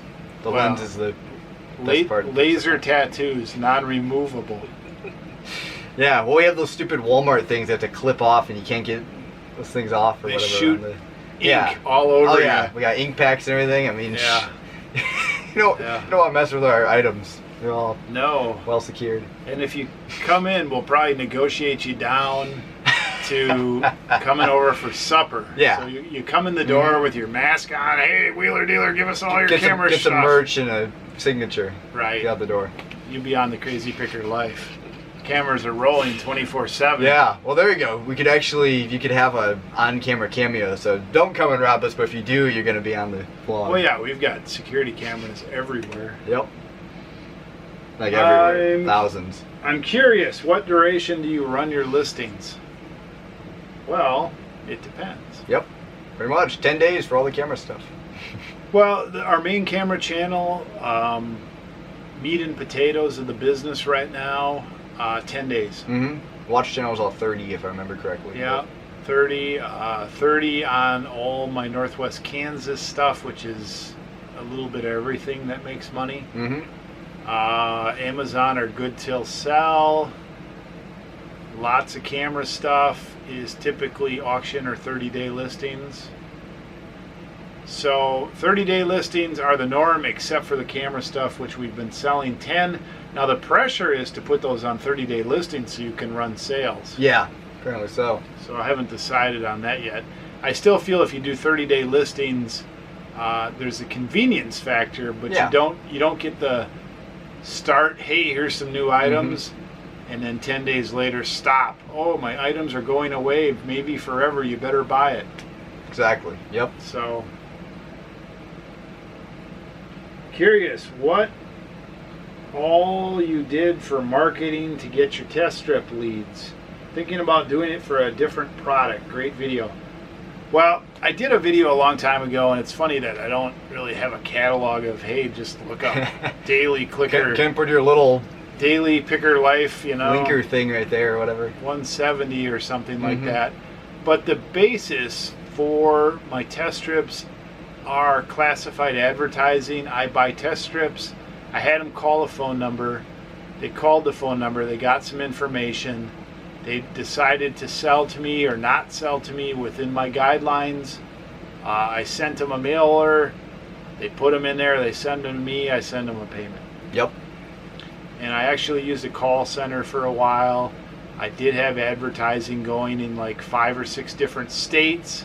I had tests so that if a state performed, I kept it. If it didn't perform, I didn't keep it. It really was newspapers. I was spending multiple $10,000 a month on advertising at a peak. Yep. I was selling a lot of test strips.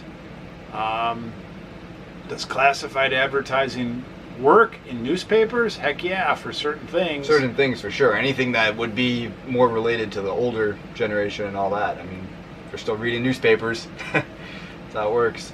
So, you know, lead generation is that. I use mostly classified ads. I looked at some other options because of my proximity to large populations. I live out in the middle of nowhere.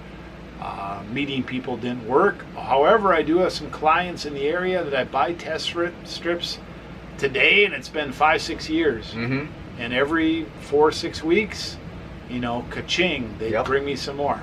So it can, you know, it can work out. Yep.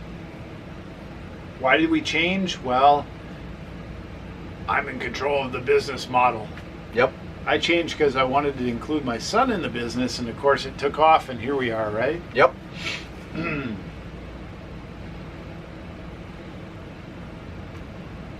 This could be like a 2-hour super episode here. This could be the craziest question answer anybody's ever watched. It's like a podcast, except even crazier. It well, is the we've done 2-hour Q&A. plus Q&As. Yep. And you know, if you like it, you like it. If you don't, you don't. If you don't, you probably aren't watching anymore, so that's fine. Everybody's watching. I hope you're liking it. Otherwise, why are you watching it? I mean, don't click away. But so, talking about eBay, the sentiment is with all the glitches lately, it's hard not to get frustrated, but I keep listing and try to stay positive. And that's a really good message. Yeah. What we did earlier in the week was I grumped a little bit. And that's my job. That is part of my job in this business, is to grump and then figure out what needs to be done and pick everybody up and point everybody in the right direction. Yep.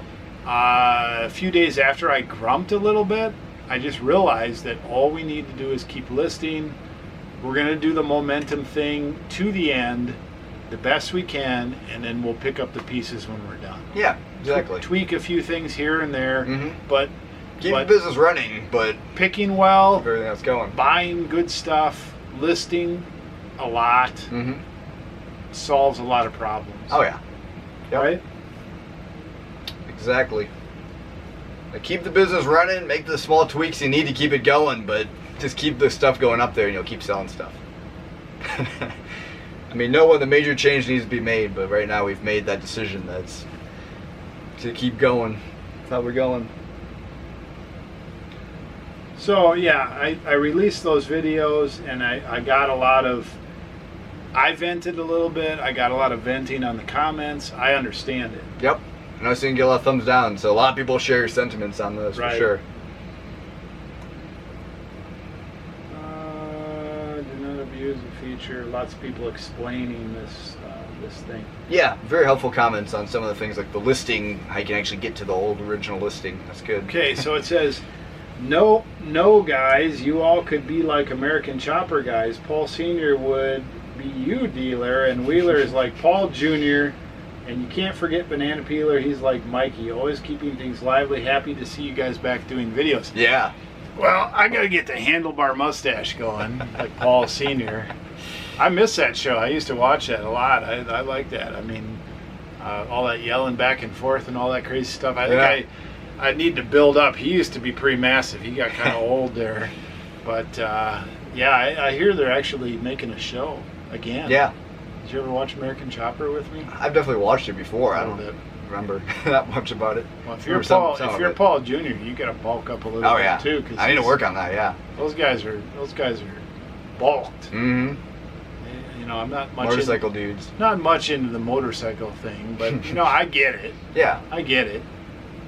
So, but you know what I liked about that show was just the entrepreneurial aspect of it. Oh yeah, all those types of shows for sure. The problem solving of it. Mhm. That that's what I liked about There's all this stuff that can be gleaned from a lot of that reality TV, even if half of it is kind of reality TV. Right. So all those things, you know. By the way, old man died.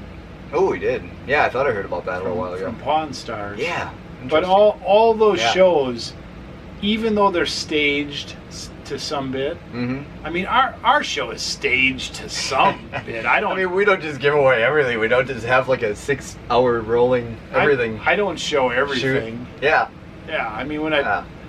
I don't show everything, but you can still glean a lot of things. Mhm. I'll still go back to an episode that we did a year or so ago where I said the American Pickers, Mike and Frank, is why we started this business. Yeah, it is, and that's crazy. That is crazy. Yep.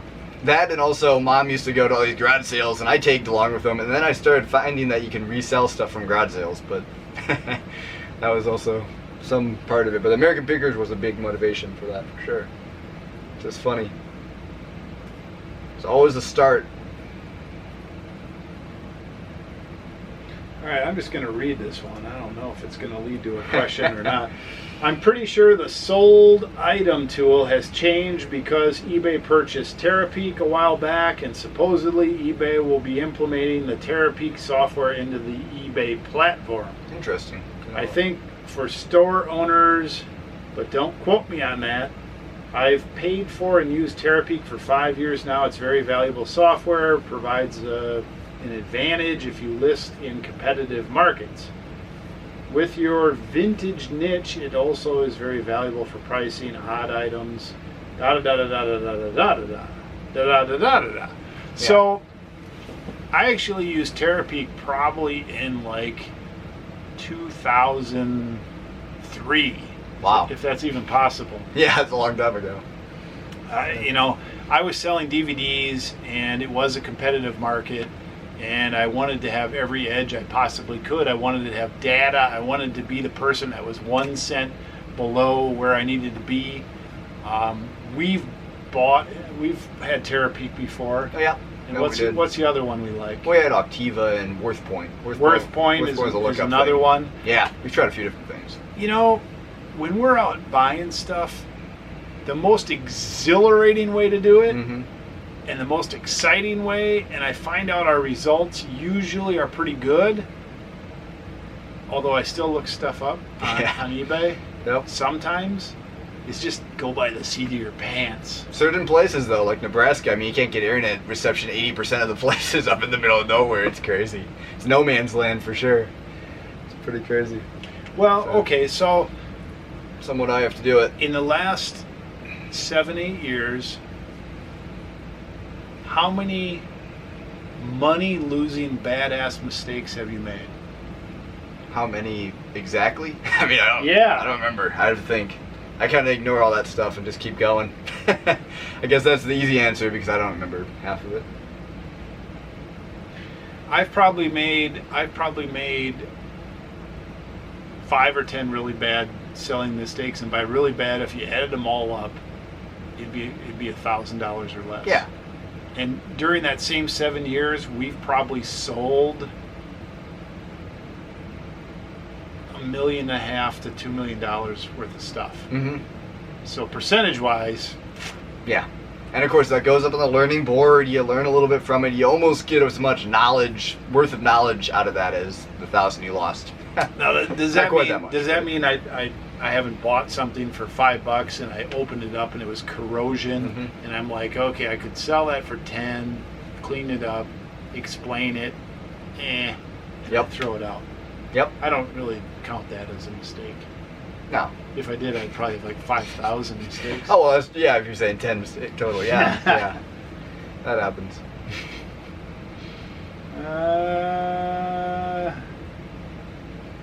eBay is not going down. That's a comment. Yeah. At least not yet. Well, they've only been around for 20 years. You'd hope they aren't going away yet. More than 20 years, I guess. Wow. Yeah, I think they must have. 25 years. They must have had their 20-year anniversary. Yeah, well, I think they were started in 1995 or 6. Okay, that late. 1998. Okay. Pretty sure. Unless they had some stuff before it then, because I thought I've heard the history started in 95 or 96. One of my channels I started in 1999. Yeah. And I've got like 3,500 feedback on that. Yeah, it's a whole different landscape back then, I bet. Oh, yeah. Man. I think the first auction ever on eBay was this pen. That was what it was. One of the founders listed a pen up there. Yeah. At auction. All right, so here we go. Now the momentum thing is cool. Mm-hmm. I have to credit my wife Lon a few weeks back, seriously, for kicking me and saying, you know what? You got to do something to get Noah back in the game. Mm-hmm. Oh, Wheeler. Well, my channel used to be that way. It doesn't matter. I still introduce my videos Noah Wheeler. It doesn't matter. Right. It's first name. So she said something, and we talked a little bit, and she gave me another thing, and I can't clearly remember it. But the next day, I launched the YouTube channel back up, and I launched Momentum. And 2 weeks later, we've listed how many dollars together? $30,000. I forget what you said. $32,000 in 2 weeks. Yep. Of back stock listed. Yes.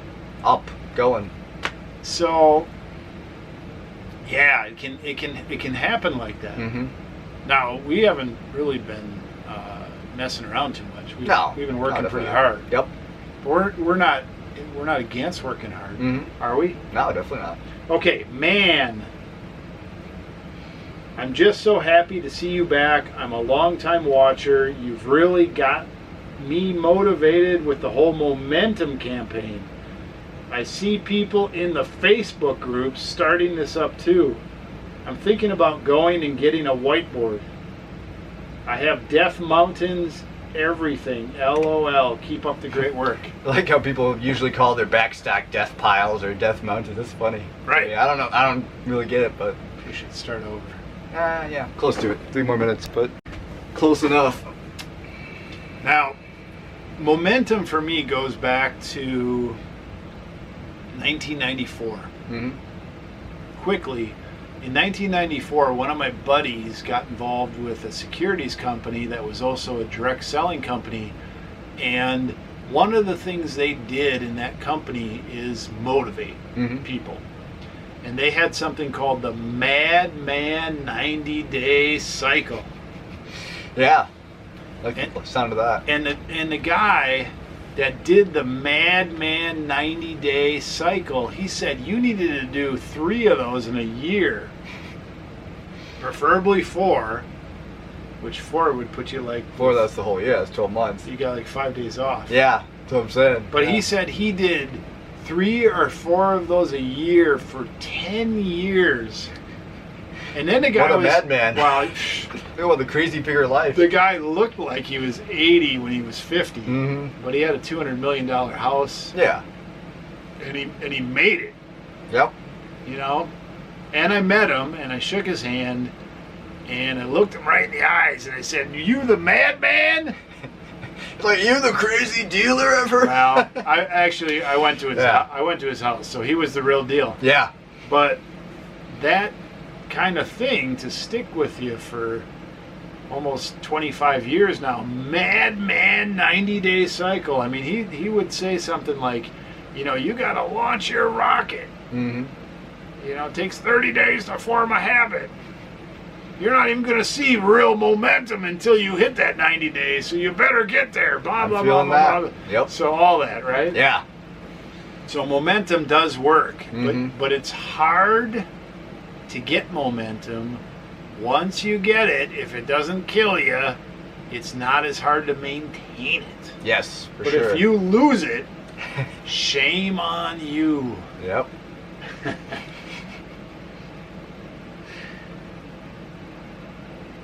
So for some reason, Wheeler and a few others are battling whoever gets to my video first. Yeah, well, I get the notification, so I have just as much advantage as anybody else, and I don't know when he's going to upload. So it's kind of a fun game for me. I got to try and get in there. Are your items listed for 30 days or good till canceled? I hear, although he says I head, I hear you can use the sale on GTG. Good till canceled? Yeah, I guess. Good till canceled. Yeah, I don't know. Without waiting 14 days. Yep, not sure. Yeah, I haven't experimented with that Heard yet, some but conflicting reports. I'm all ears. If somebody wants to tell me, you know, where is the decisive, here's the guide to racking your sales to the moon. If the ultimate eBay master is in our audience, Right. and you want to leave a comment, go right ahead. Be great.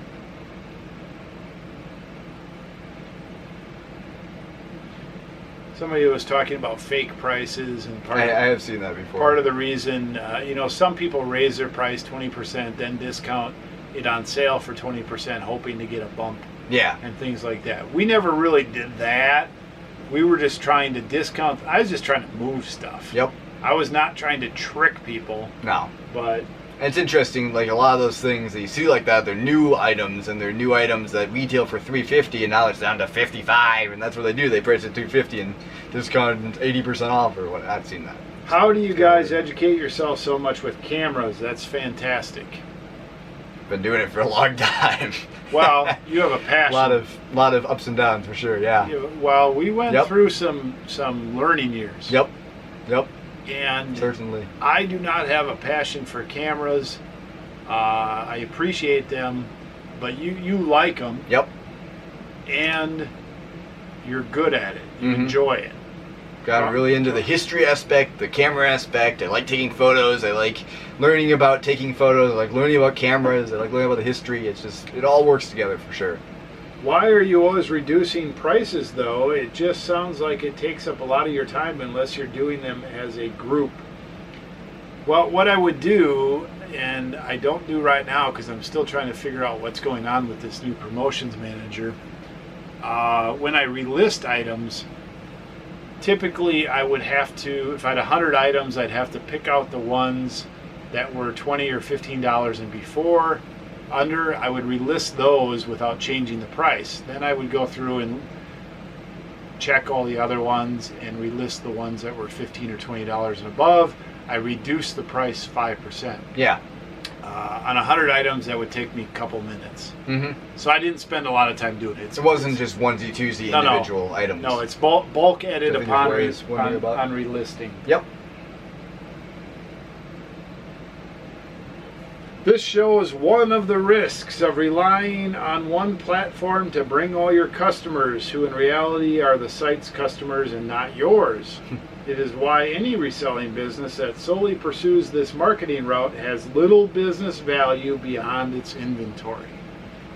Well, Yeah. anybody who has inventory needs a channel or channels to sell it. Yep. Whether it's live salespeople, Your own website. hashing your stuff Yeah. out there, hacking it out there, or a website or whatever. So, I don't know. I think you're talking about selling in general. Yeah. There's a lot of business models. There's a lot of business channels. There's a lot of sales channels. We've chosen one, and I think so far it works. We're going to stick with it until it goes down, and then we're not going to just crash and burn at that point. Joe sells copy machines. He has a 4-person sales force. They go out and sell copy machines until they all go out and get drunk one night and don't show up. Yep. Joe's alone with all his copy machines. He just lost his sales channel. He has a choice to go out there and sell it himself or start a new marketing campaign. Yep. Any business has preferred channels, and could they get comfortable in them? Sure. Does every business have multiple channels and platforms? Not really. Yeah. Walmart sells out of Walmart and maybe online Walmart. Walmart.com, and yeah, I don't think they have a Walmart eBay, but some companies do. Like Best Buy has an eBay channel. And Yeah. sort of stuff. So you go with what's best, and when the shit hits the fan, turn off the fan. Yeah. Well, you're already covered though. You're still covered. Yeah. Great. I gotta address this. Okay, most people who watch this channel are pretty knowledgeable. Mm-hmm. Some are newer, and that's okay. Yeah. But some act like they're authorities, and I think they don't know what they're talking about. Yeah. I mean, yeah. Now, if I'm wagging my finger at you, don't think that I'm really mad about it. But the point is, it is easy if you're not in it to make a few judgments. And there are also trolls out there and know-it-alls and things like that. And I get a few of those comments. I get it. Yep. No big deal. We have a good audience. We have a good comment section compared to some people. Well, I'm not trying to trash anybody. Yeah. But I'm just saying that some comments are like, yeah, whatever. Yeah. Well, you just go to any random huge channel and they have a bajillion people in the comments who just don't get it. So we're better off than they are. I am not a robot is to eliminate computer-generated spammers. You should be thankful. Well, yes and no. I watched an interesting documentary a year back. That was like a 15-minute documentary exactly how that whole thing works and how they can tell by the way you drag your mouse across the screen if you're a robot or not. So I guess it's pretty advanced, but it's weird. It's funny. There's glitches as with any other system. It's funny that it comes and goes because I can go months and months and months without not being asked if I'm a robot. Yep. And then all of a sudden I'm asked if I'm a robot like 50 times in a day. That's pretty strange. I mean, they explained this whole thing and how it maps out when it should ask you and what they should show you and how they're building a database, all this stuff, but I don't know. But see, I have really secure passwords and I'm in my accounts daily and I've had a few of my online credit cards and passwords stolen, and if you nip them in the bud, you're okay. As with many things, we likely don't conform to the AI as perfectly as some. I don't like AI, but yeah, which is basically the whole "I'm not a robot" thing. That's all AI controlled at this point. There's a program started. Here it says, "Wheeler, you are so darn funny! Ha ha ha ha ha ha! That was just hilarious." Oh yeah, that thing. Yep.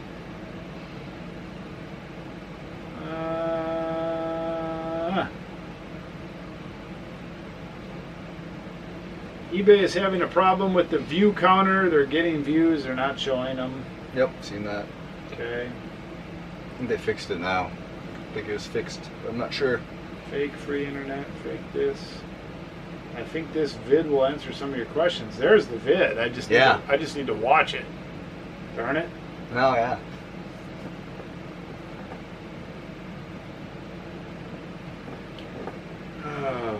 Getting close to the end here. I have a couple more, but... Well, here we're talking about Vero. It's confusing, fuzzy, and dangerous. Yes. Well, here's what it is. It's corporate / those type of people clashing with small business / not legal. Legal speak people. It's all a whole thing. I've run into in a couple other hobbies I'm into, like the cubing thing. Some of the big cube companies are getting roasted by the corporate side of things, and the small businesses are taking the short end there. So there's a few things that don't conform. So align perfectly. I've had questions about, hey, list your stuff that is on Vero that you should stay away from. We've only had 7 or 8 things over the years that have really caused me trouble. Some of them change. Yep. Where you can list something one month, the next month you can't. So there's really, no way to put a list out. It's sort of like be prepared for it, and when the warning comes, whether it comes from the company itself, which most of those people are shooting across your bow if you're a ship captain, and if you move your ship in the right direction, they don't sink you. If eBay starts taking down your listings, you better pay more attention. Yep. And somebody said, why don't you just, go ahead and do what you want.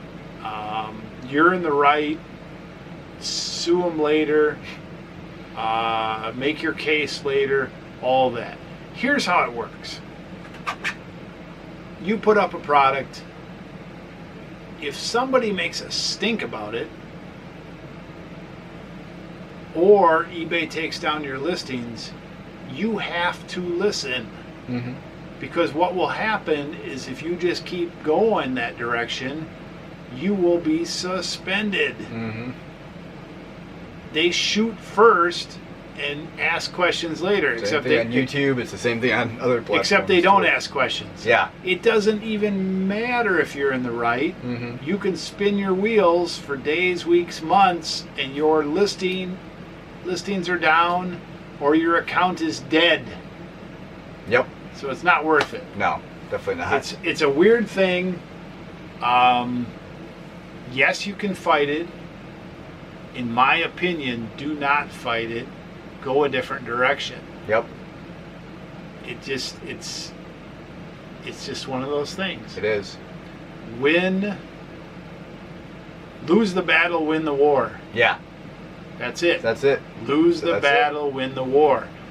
Otherwise, you could win the battle and lose the war. You're a small cog in a big machine. The big machine isn't going to react if one of its small cogs is gone.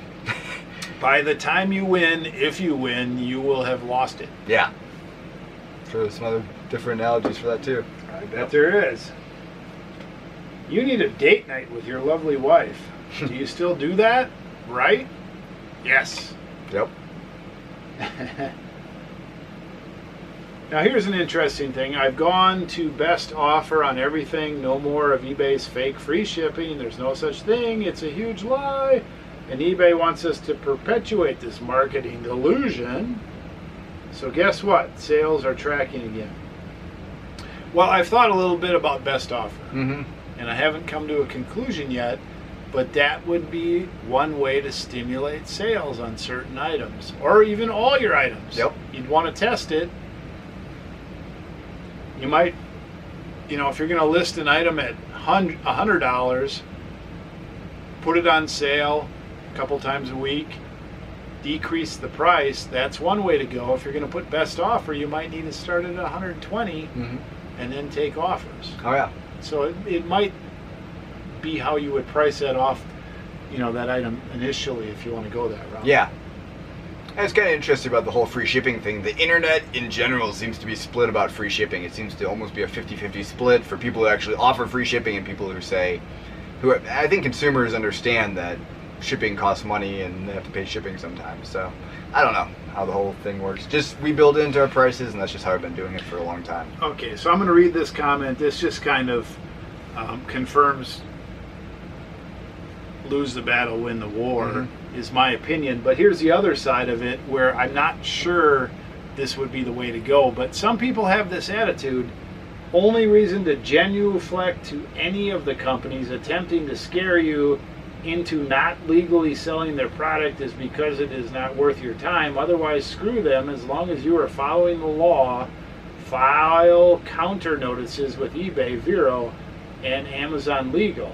And if they still want to cause you harm, go pay the fee and file a complaint for declaratory judgment in your closest federal district court. Just know the law, be competent, and have a spine. Yep. That, to me, unfortunately, sounds like win the battle, lose the war. Yeah. Or, yeah, win the battle, lose the war. Yeah. That's what well, so if you want to fight it, yep. And you keep doing what you're doing, I think your eBay account is going to be down. So we're running at about $6,000-7,000 a week average in sales, mm-hmm. cash flow. I can't live very long without that. Yeah. So how many weeks do I have to go before I lose the war? Yep. That's the deal. Not going to work. So bite the bullet. There's a couple other sayings that fit in that whole thing too. I mean, I'm not disrespecting this comment. Yeah. It's one way to go. Maybe if I have an outside job and I do this part-time, I would do that. But there's a lot of things in business where you have to back off a little bit. Mm-hmm. You just have to. You have to how choose your business battles. works. There's another one. There's another one. Choose your battles. That's it. You can be mad, but choose your battles. Thanks for the pick-me-up. I understand your train of thought. Glad to see you back. You old pirate, you. It's Captain Dealer. Oh my gosh, I lost my momentum.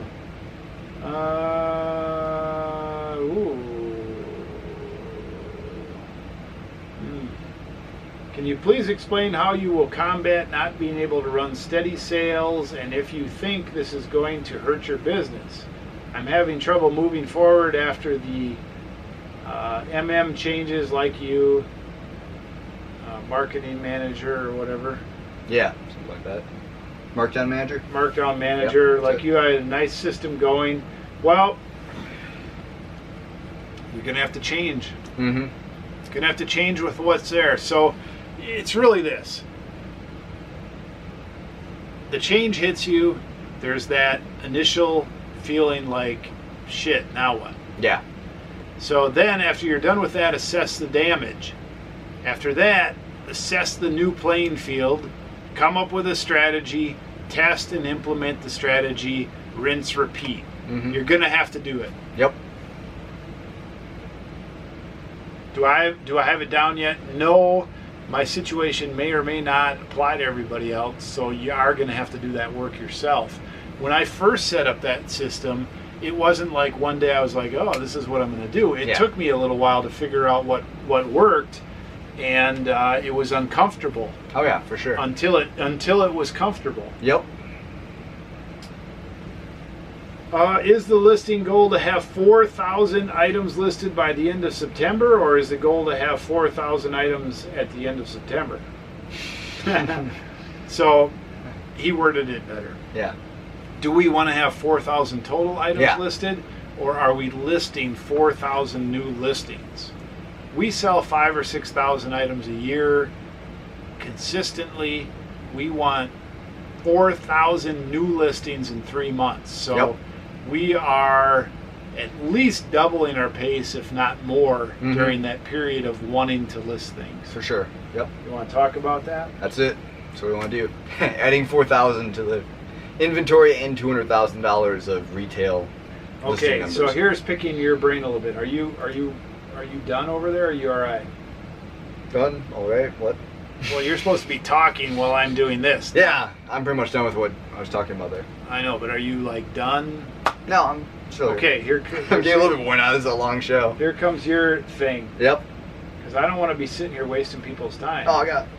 Seems like listing 100 items but staying up all night to accomplish this and then messing up your sleep schedule will equal a quick burnout. At least it would for me. I think writing down goals is good because it lets you know when it is time to celebrate. But for me, I like the slow and steady approach, not the fast and hectic, and then take off for a few days strategy. Not sure if that's a question or a comment. It's a good question and a good comment. You and I have two different styles. Yes. When I was your age, I was more like you. Mm-hmm. As I've grown older with more responsibility and more aches and pains and more wisdom of the situation and whatever. Yep. But you're a go-getter. Explain it. Well, I've mentioned earlier in the Q&A that I've been working with the whole sleep schedule thing for 3 years or something like that. It's probably been longer than that. I mean, back when I was in school, but so I think the 3 years after I got out of school, that was when I really started experimenting with it. But before that, it was all the sleep schedule all wonky for other reasons because of school and all that. So I don't know. The whole sleep thing has always been kind of a deal for me, but I think I've learned a lot from that, and I kind of understand my limits on there. In that certain case, I was feeling like I was going to be super efficient and get a bunch done, and then I knew it was going to zonk me for a couple days, which it sort of did. So it just happened. I don't know. If I get enough done at the end of the week, then that's what matters rather than what it took to get there. Now, an extreme example it's hard to explain all of it. Sometimes I like to go running 5 days in a row, and sometimes I feel Wheeler wants to go running once every 2 weeks and try to make up for that. Well, like we did 40 miles that one day. Yes, we did do 40 miles in one day. Run, walk. So the point is, nothing is wrong with Wheeler, but I don't totally understand it. I've tried to get him to iron it out and to make it during waking hours and all these things, but when you're young and you have energy, and some people are a little more impulsive, some people are a little more up and down, some people are a little more freewheeling, our environment is a little bit open-ended like that. I have let Wheeler run. I have also consulted with him and talked to him and tried to reel him in a little bit You're working it out. Bad at consistency, but yes, I'm working it out. So there's no way he's going to work it out unless he works it out. But Mhm. yeah, sometimes you like to work 24 hours in a row. Yeah. And sometimes you like to sleep for 24 hours in a And row. here's the side effect of that. Because, I mean, I'm going to get plenty listed today. I already got 36 items listed or whatever early today, but this was not a productive day as far as crazy listing went compared to, like, the 107 day. I mean, it's just, it's how it works. 107 day. Well, that was also a Monday, and that was also that, but I was well rested going into that. That's not a normal. It depends. Yeah. That's it depends not- on both my drive and also the amount of sleep I have and the amount of everything that I can actually go for. I mean, the amount of motivation and all that. So, I mean, it's just... So are you paid hourly? No. No. So when you list 107, there's a return from that. Yeah, for sure. When you compress time frames, there's a return. Mm-hmm. Now, from my standpoint, how much do I talk to you about health and wellness and rest and all that? I mean, I've taught taught you all that. I know all this stuff, and then it Right. percolates, and it So- varies in success. So I don't encourage you to do it. Yep. But I don't necessarily discourage you to it, although I've taken steps so that I can sleep and Yep. so that the family can not go insane with your insane schedule and things like that. But it is what it is. Yep. I try to conform to the family schedule while still kind of having this rolling crazy schedule occasionally. I mean, I try to stick to some sort of schedule. This is one challenge with living in a small house with adult teenager type people. When I was in college, I mean, there were a lot of things that I did to get engineering reports done when I had lots of credits to try to get out and graduate, including, I think, one time, and we've done some things like this a few years back that ended kind of froggy, but I went 3 days in a row with no sleep. Yep. And cranked out a 70-page report with a buddy that we delivered the last day, and I don't remember much of that. Yep. Getting real close to that a couple times. It's not worth it. Nope. But sometimes Occasionally you do it works. I mean, if you get 200 items listed in 2.5 days, that's pretty great. All right, so 3.5 miles and stop. Aren't there 70 and 80-year-olds that are still running marathons? And then, somebody defended that I have a lot going on. Well, one of the things that we've done here is we've tried to incorporate more balance.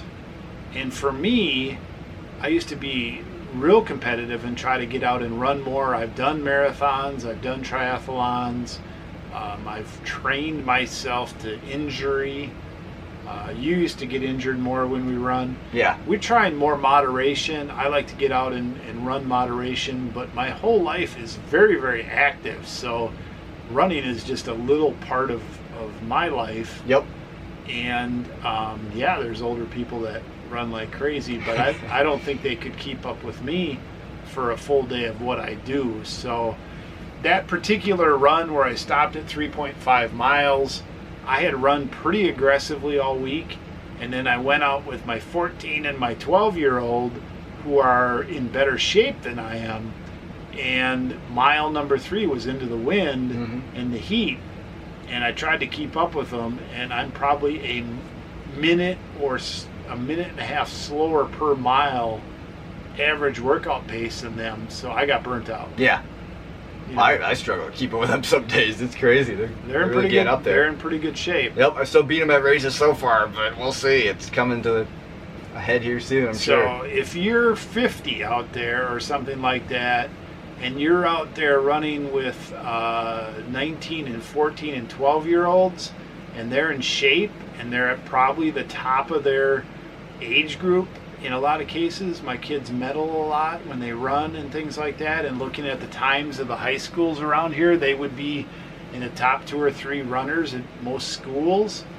And you're old like me, and you're out there running with them, and you want to stop, I wouldn't blame you. Yep.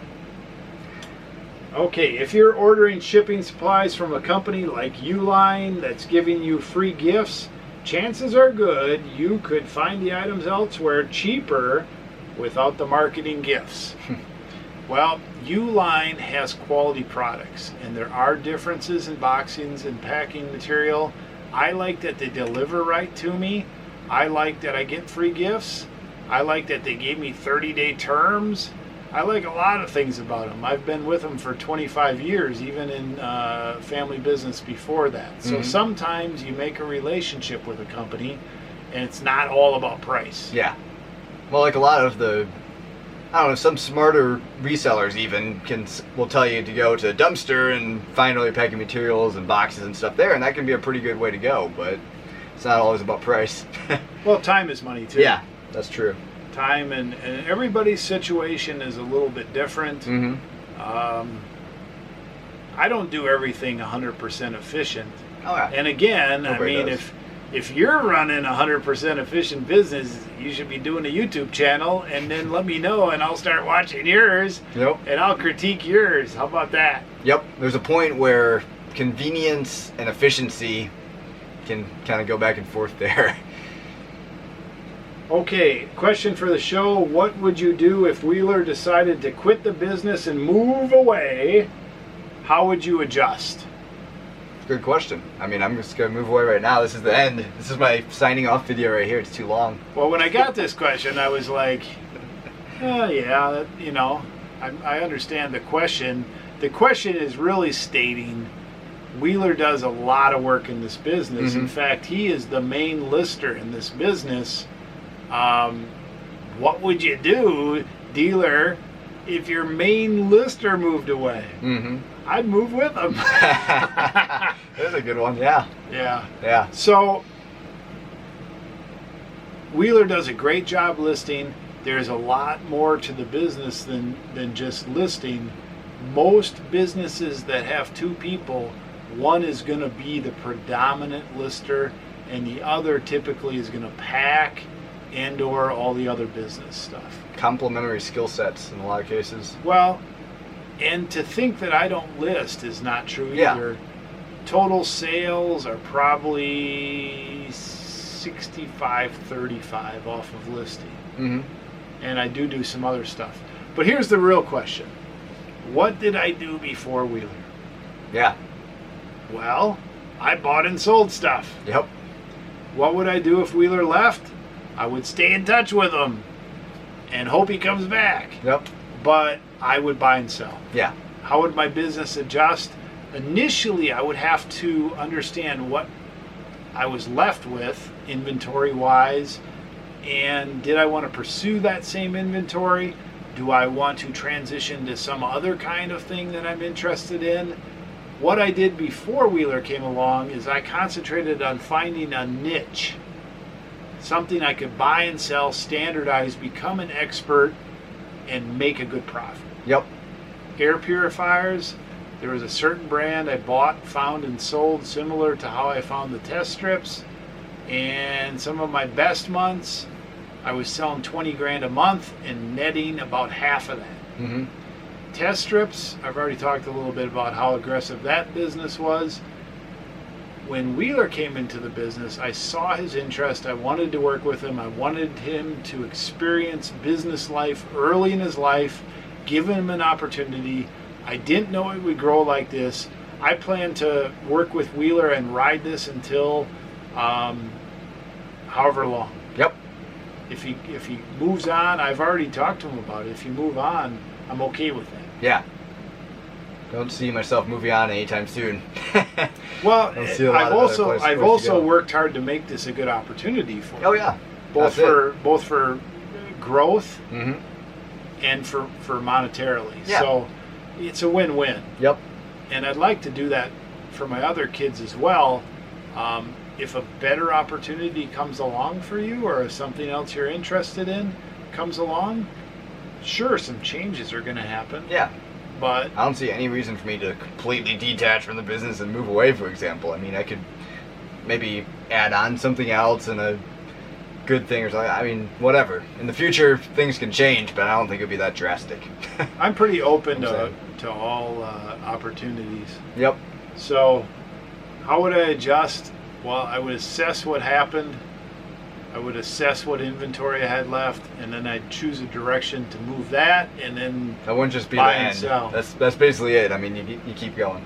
Yeah. I'd hope to find a niche that I was interested in that I could maximize. Mm-hmm. And I've done it a number of times over the years. Yep. It's a good question. Yeah, it is.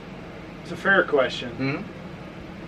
Here's somebody that looked up gerbil sweaters on Alibaba. Yeah. One of my videos, gave an example about gerbil sweaters. Oh, they definitely do have those. Oh, yeah. Last question. It's not even a question. No. If I refresh it, it might not be the last one. It says, thanks for the motivation. Your momentum